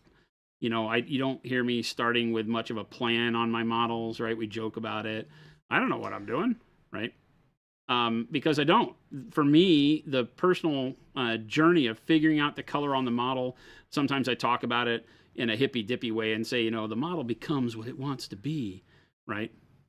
Because as I'm painting it, I'm like, oh, that would look better if I did it in black, and so I change it, or I put this green down, and then I start moving it into blues, and I think that's really rad. I love that development and letting the model find its way as I paint it. And so for me, these colors really allow you to explore because you can add in just a little bit of color to shift, the hue that you have on the palette a little bit. And it goes a long way. Makes the creative juices flow a little bit better for me.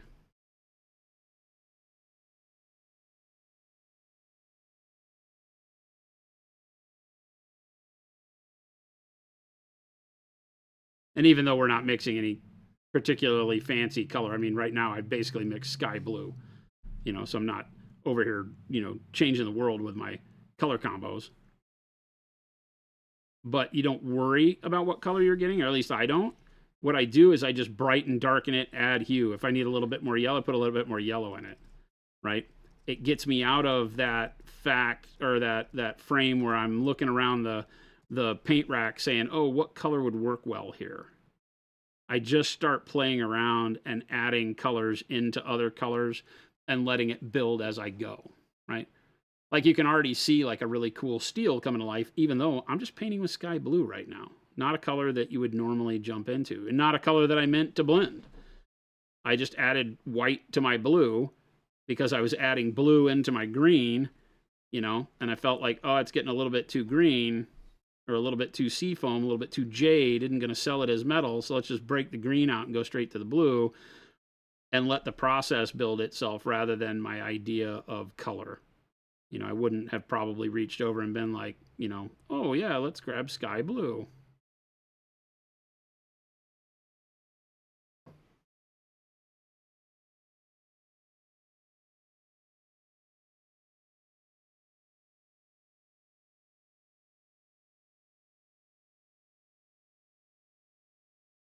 And going to teeny tiny victories.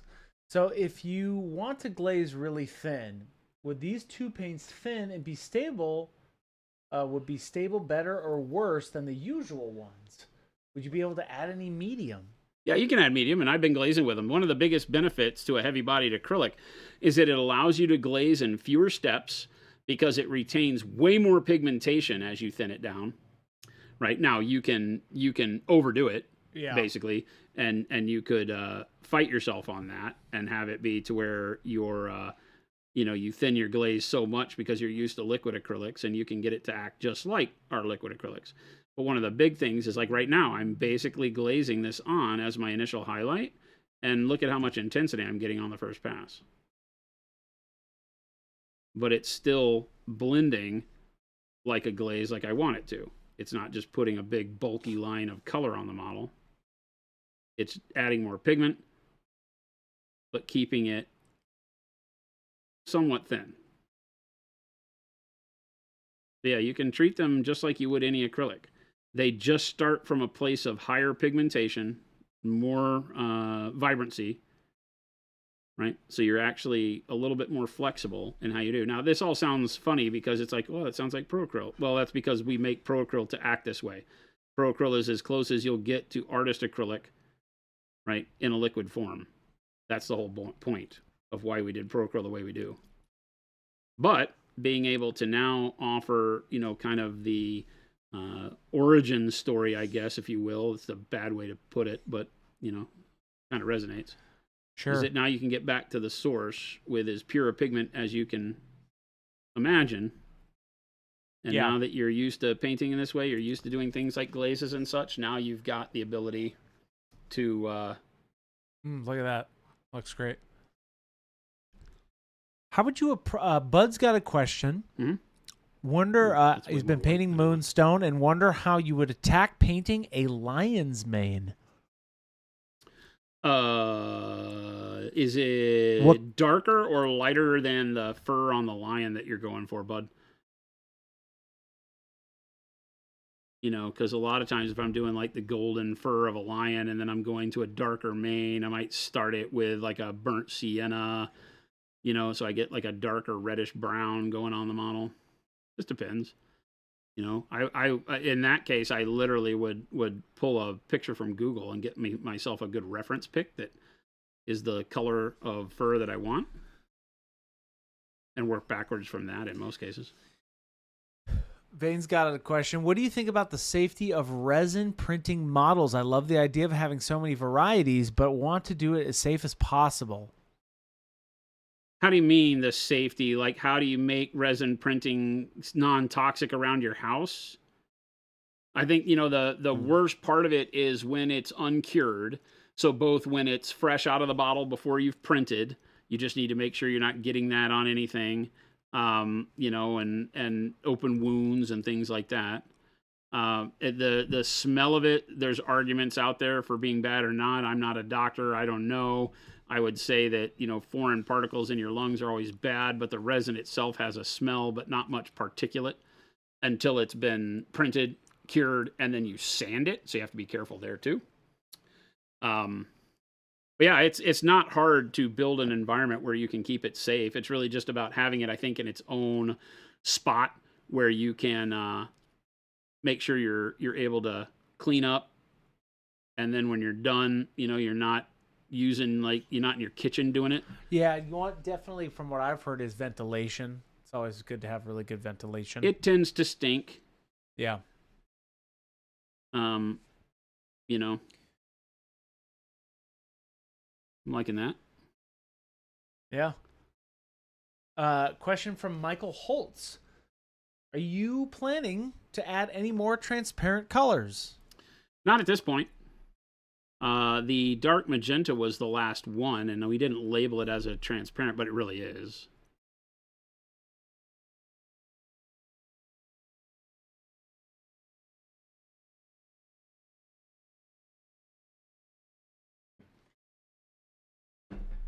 But no, there's not really a need. It's kind of like the artist acrylics line. The transparents are actually the paints that are the close. Talking about this yesterday on stream. The transparents are the colors that are actually the closest to our heavy bodies, right? Because they're all single pigment paints that are kind of, the lack of opacity is what is inherent to the pigments we use. So they are, in most cases, you know, they're different colors, right? We have phthalo blue, phthalo green instead of the cobalt and the sap that we have in the heavy body line. You know, so between the transparents and the heavy bodies, you get a tremendous amount of artist grade acrylic. It's really the way it works. Yeah. Not all in the same viscosity, right? So.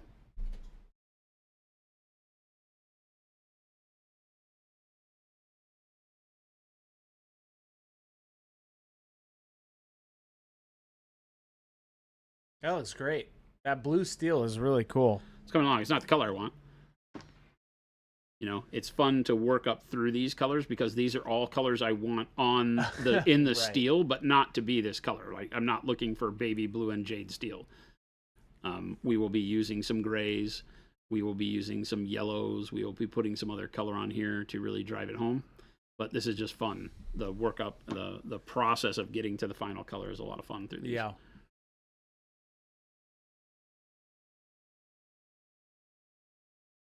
It's allowing me to play. That's good. I hope it's being fun for you guys to watch as we do this.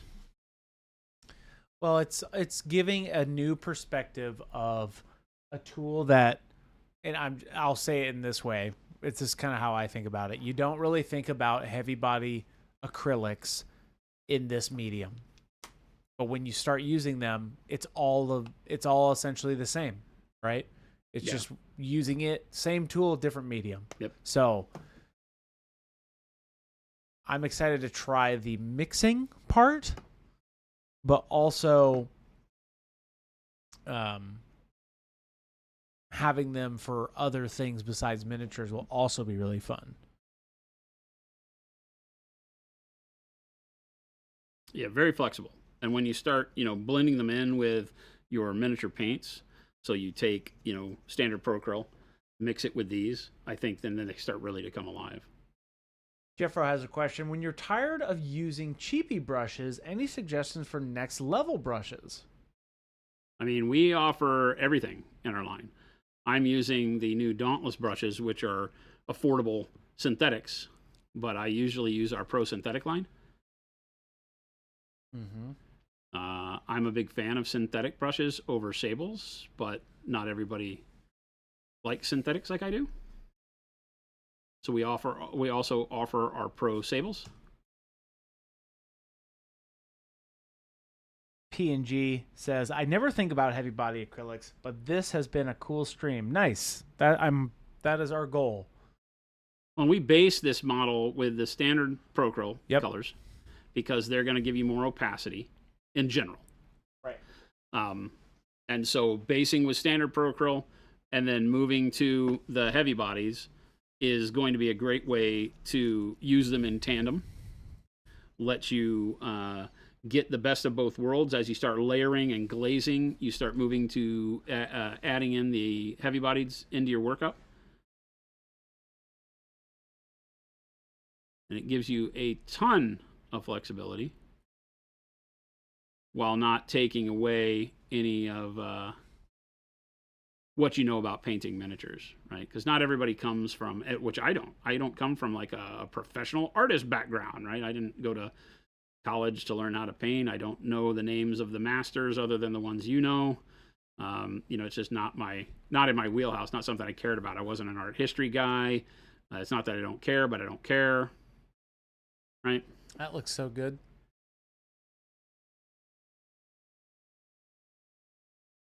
So, I have picked up a lot of these techniques by just going out and experimenting and wanting to have fun with painting. Yeah. When I was younger and did record albums for some of my friends' albums and stuff, a lot of that was like, well, they need it to be in this format, and we didn't have Photoshop, so I couldn't do it digitally. I had to draw it out, and they wanted it painted in color. And I'm like, well, I can't do that for processing so that they can take it and do the actual print record cover. I can't do it with colored pencils, really. There wasn't all the technology, so you had to learn how to paint. So I just was like, all right, I guess I'm buying some paints and paint on canvas. And that was where I started messing around with, heavy bodies and oils and things like that. I had used oils on models because a lot of what we used to do in the old days, back in my day, right, is we had to use oil paints for a lot of things because there weren't hobby acrylics. I predate all of the cool tools. And not even in the worst of the people I know. Some people I know predated like testers and, some of the other tools that we've had since then. So I was lucky in that I had some paints, but there weren't a lot. I got excited once because my grandfather was an architect and he had a paint set and it was all oils. Yeah. And so I got them and tried to clean them with water because I was just an ignorant kid that didn't know anything. Probably 10 years old. I was so excited that I had my great granddad's paint set, and only to learn to find out, oh, you need turpentine.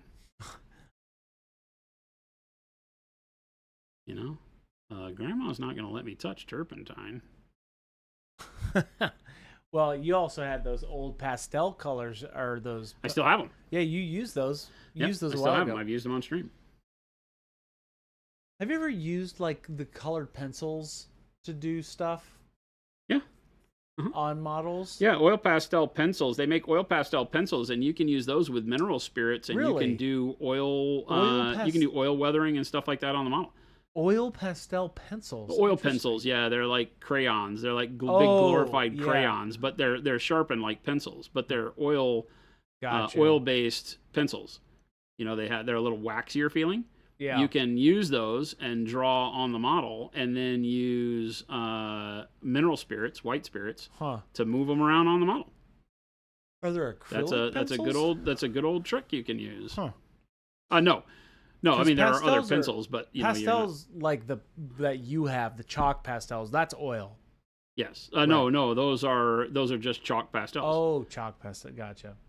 I thought those ones were oil. No, it's just basically pigment in a chalk carrier. Yeah. Right? So the chalk is the medium, the solvent, but there's no solvent because they're dry. Right. Right? So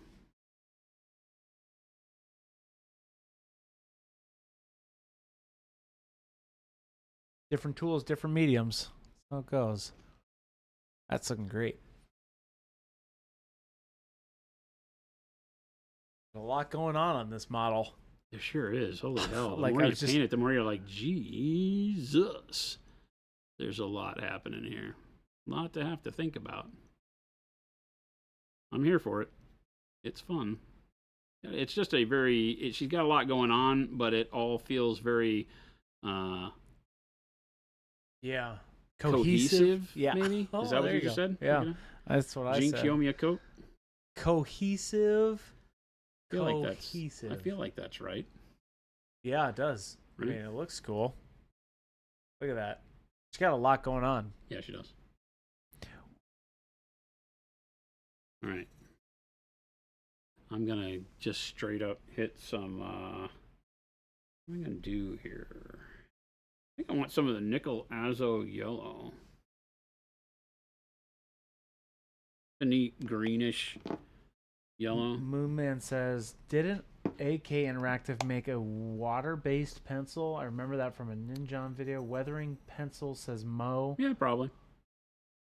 They have been messing around with those things for a while. They've been in the scale modeling world forever. Yeah. So, there's the AK is that. They're that brand that they do a lot of that. So I'm going to take this nickel azo just straight, not blended, and I'm going to glaze it into my midtones here, and that's going to really... Ooh.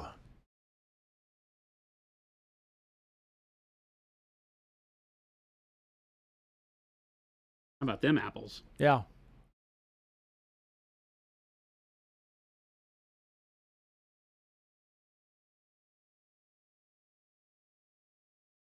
Okay. Okay. Kind of exactly where the dark and my bright pale blue color come together. I'm going to use it in that area to give me the sense of, reflected environmental color. Yeah. To start that. Not everywhere, but in a lot of these spots. And I can cover up some of the blue entirely. Use it on like the reverse side of the face like that. It starts creating a really neat glow to the metal. Mm-hmm. You feeling that, Chris? I am. Can you dig it? I'm feeling it. Okay, just checking. I can see it coming to life. Just checking. Right? I can see it coming to life. Yeah. So on the curvature towards the shadow, right? I don't want to do this color up towards the highlights much. But anywhere where I've got a move along the links of these things where it kind of moves to shadow, I can use that on these back sides. It's definitely looking yeah. You're stretching, Chris. I am stretching. You not liking it? No, I'm liking it. I'll punch out for a second and kind of see when I punch out, when I look at this from this level, I'm starting to see how the effects are affecting the whole thing, right? As you're adding it. Mm-hmm. Yeah, because you can see the breastplate now looks different, but you didn't really do much to it. But no, we're at that point where a little bit of color goes a long way. Yeah, right? That's what I'm trying to say. You're not using a lot, but it's definitely changing the whole vibe. Essentially. Yep. Mm-hmm.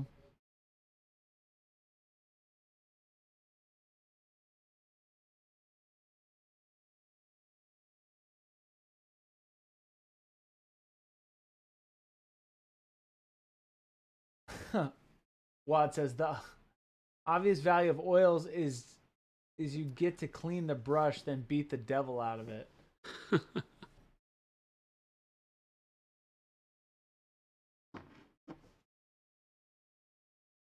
Somebody's gonna yell at me for using Nicolazo on my thumb palette. Well, I was just about to say, what? It has nickel in it, right? So some people would say as a Maybe heavier metal in the paint, you probably don't want to do anything. But I don't want to ingest it. That's for sure. You're not gonna eat it? No, no, you don't eat the paint, Chris. That's right. That was a test. Okay, just and checking. we passed. Oh. Did you pass, chat? Chad said that looks tasty. And then we said, nay. No, it does not. Nay. Nay. Nay, Pilgrim. Thou does not look good. All right. I see what you're doing. See, right. This is, I want you to really soak this in for a second, chat. This is one layer of color, right? That is glazing over the top. Yeah. Instantaneously giving me what I want. I'm not having to fight it. I'm not going to go back and do another layer, right? This is the power of using the heavy-bodied acrylics. Yeah. You just get so much work done instantaneously.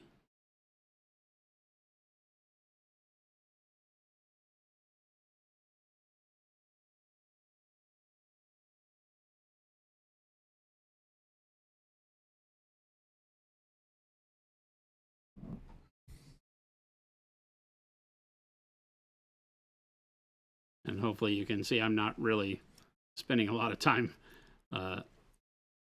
making sure I apply it beautifully. I'm literally just slapping the glaze on. Now, Jason, somebody's asking, what DiMarino's Paints says, what is the price of the new heavy body acrylics? $6 a tube is my goal. They may be like $6.50 at the end of the day. I have to do the final price out. That's what I'm still waiting on me to do all the work on that. 30 ounce. So when you think about them in terms of their price versus a bottle of Pro Acryl, it will feel natural for you. You know, a bottle of Pro Acryl being about $5.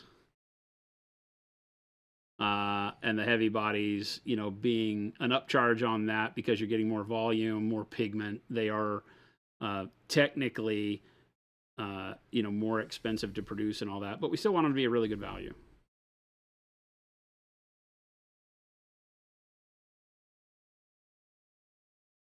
Definitely will be a cool tool to add to your kit, for sure. I think this will definitely help me with glazing. Or the idea. I don't really glaze a whole lot. No. Not with my brush. Airbrushing, yes. Yeah, airbrush filtering. I don't feel like I have the control of the glazing with my brush yet. Yep. Yeah. But this seems like this could definitely help. Or be a good tool to use that for. Need some black.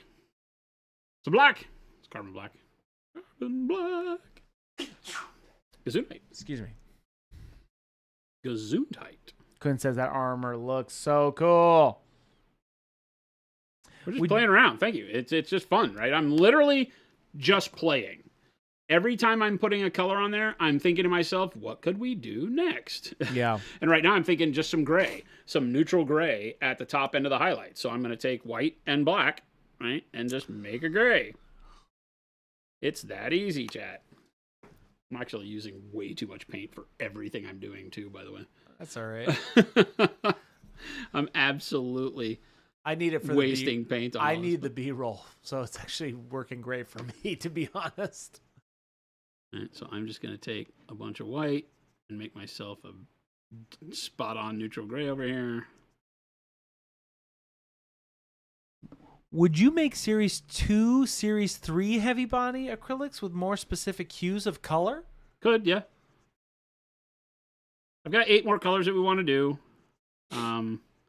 So we'll see where we get. It really has more to do with how people respond to it than anything else, right? Oh yeah. Oh, so here we go. Now I'm starting to really, this neutral gray is really going to bring out the steel vibe. Yeah, right. So I want to pull it back to the grayishness of steel. Right. I want these other colors to give me my undertones, kind of like when we underpaint flesh. Think of it like that. Yeah. Right. And now this gray lets me set up how I want my highlight to go, even though in some cases it's going to be toned down even from the blue. Yeah. Yep. Right? Yes, sir.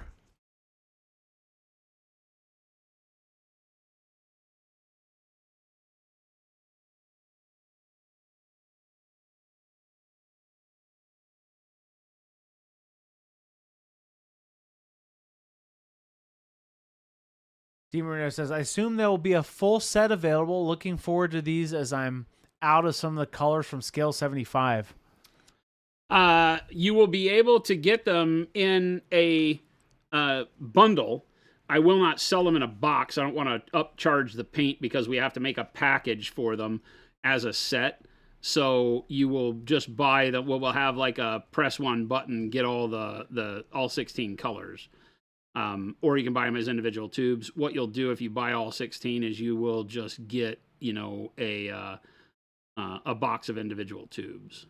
I'm not going to charge you for packaging on them. We have to be careful because these are really expensive paints at the end of the day. So we don't want to upcharge you for something that adds no value. The box adds no value. So we thought long and hard about that. I said to myself, I'd rather keep them lower cost.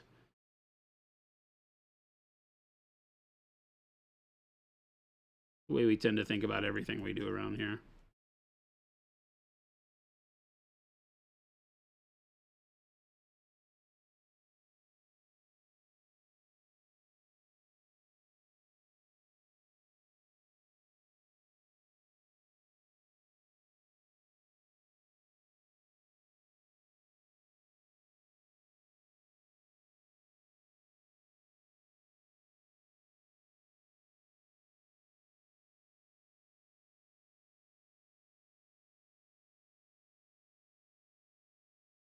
Now we're getting some shine.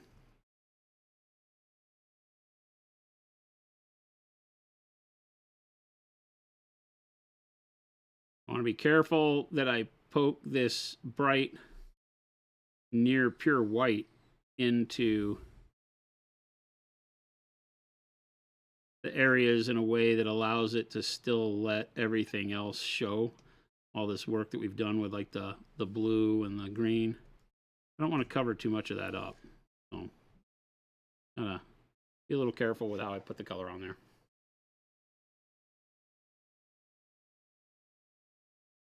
This is a good example. Keep punching tight. Yeah. It's a good example of how I'll do the highlight on the skull is kind of like the Space Marine shoulder pad, right? We'll kind of pull lines into a little starburst here. Look at that. Crisp and clean there, chat. Nice. Right?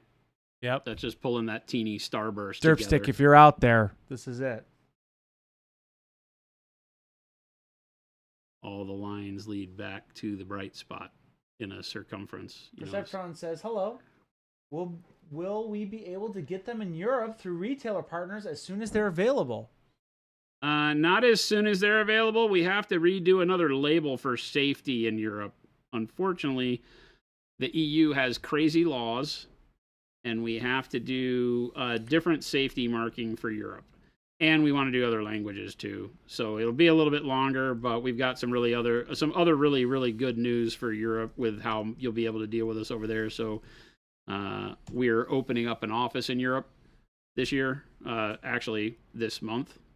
So we will have an office with employees in France, and we will be shipping direct from that office to customers in Europe. So you will be able to, in the very near future, get them once the new labels are done, and then you'll be able to buy them direct from the Monument Hobbies website in France, delivered from France by our crew, trained. I'm going to be going over there at the end of this month. So lots of big news coming for our friends in Europe. Really, really excited about that. Jason, it's 4 o'clock. No way. That's right. I don't know why you lie to me, Christopher. Nope. It is 4 o'clock. Oh, one final question from Heridu. Question for the manufacturing side of Monument. I've noticed some of my paints drying out sooner than others. Should I Teflon tape my screw on my caps to prevent air from getting in? I can't think of any other way to do it. It would be drying out the screw. I can't think of any other way they would be drying out than the screw cap. Are you throwing away the O-ring?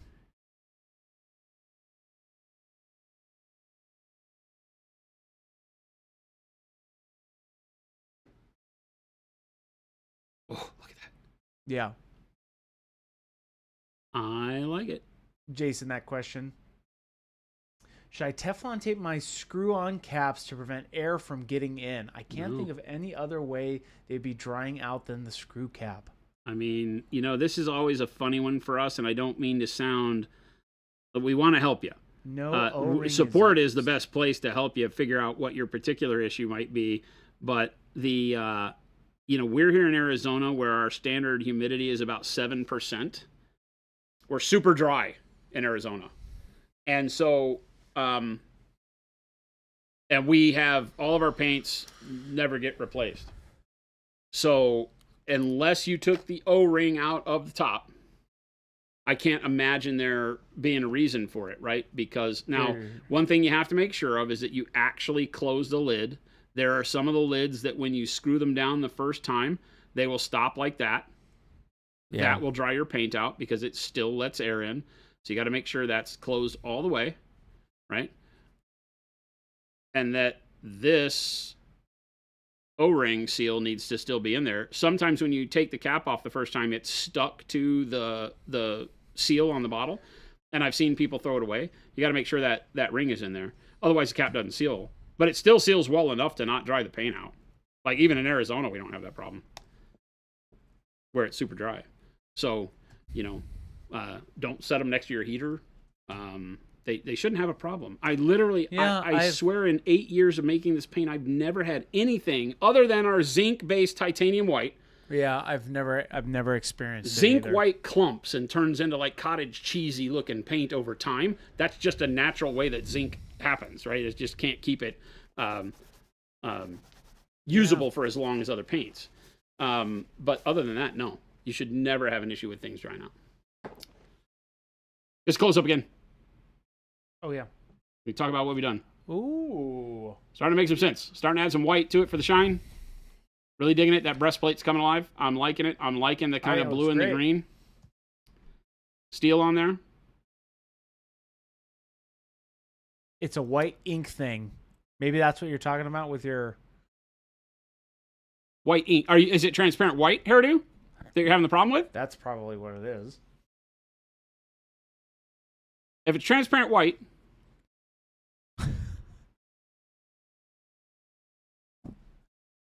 then yes, it's a zinc thing. But you can contact support and we can get you taken care of. We can get you another one. It's Those all paint, meaning more than one. What are you talking about, Alex? I'm in overtime right now. Stream's in overtime. Yeah, I can't think of a single reason other than them not being used for long periods of time, but you paint pretty often, don't you, Hardy? Can you buy replacement O-rings? No. No. Oh, yeah, that's right. You do printing inks and stuff. Yep. Yeah, if you paint every day, then they should not be drying out on you. Are they almost done? Like, are these bottles where your paint is almost gone? Are these brand new? No, we don't. Because we don't have bad batches around here or anything like that, so... It's something environmental or ones where you've inadvertently left the tops cracked open for a while. You can buy extra tops, though, yeah. Yeah, you'd buy extra tops. Unfortunately, we have our top manufacturer put the O-rings in the top. We do not get the O-rings as an individual part. That would be... So that would be a lot of extra Well, we don't put the O-rings in the tops. That's something that we can't afford with our labor rates. Yeah. Yeah, exactly. First year paints.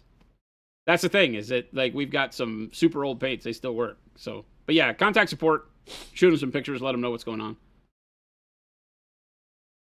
Evaporation is your enemy for any water-based stuff. Tacos are calling.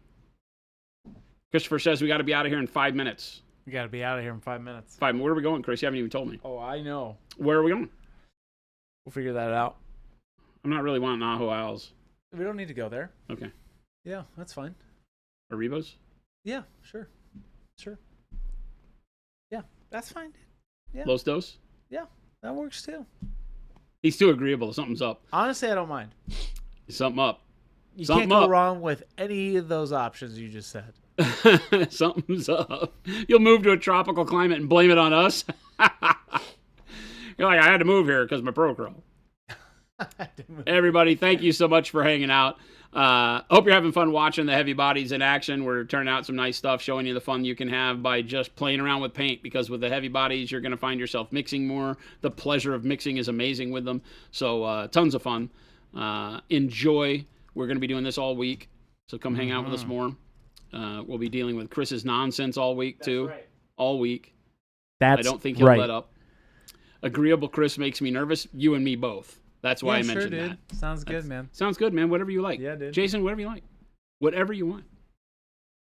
So thanks so much for hanging out with us. If you're new around here, please hit the follow button if you're over on Twitch, or the subscribe button if you're watching us on YouTube. We stream to both platforms live Monday through Friday from 2 p.m. to 4 p.m. Mountain Standard Time, here from our HQ in Phoenix, Arizona. Love hanging out with you. Thanks so much for the questions. Keeps the content rolling. Stick around. Check out all the links that Chris put in chat. The Monument Hobbies store, the FLGS store finder there, so you can find all FLGS closer to you.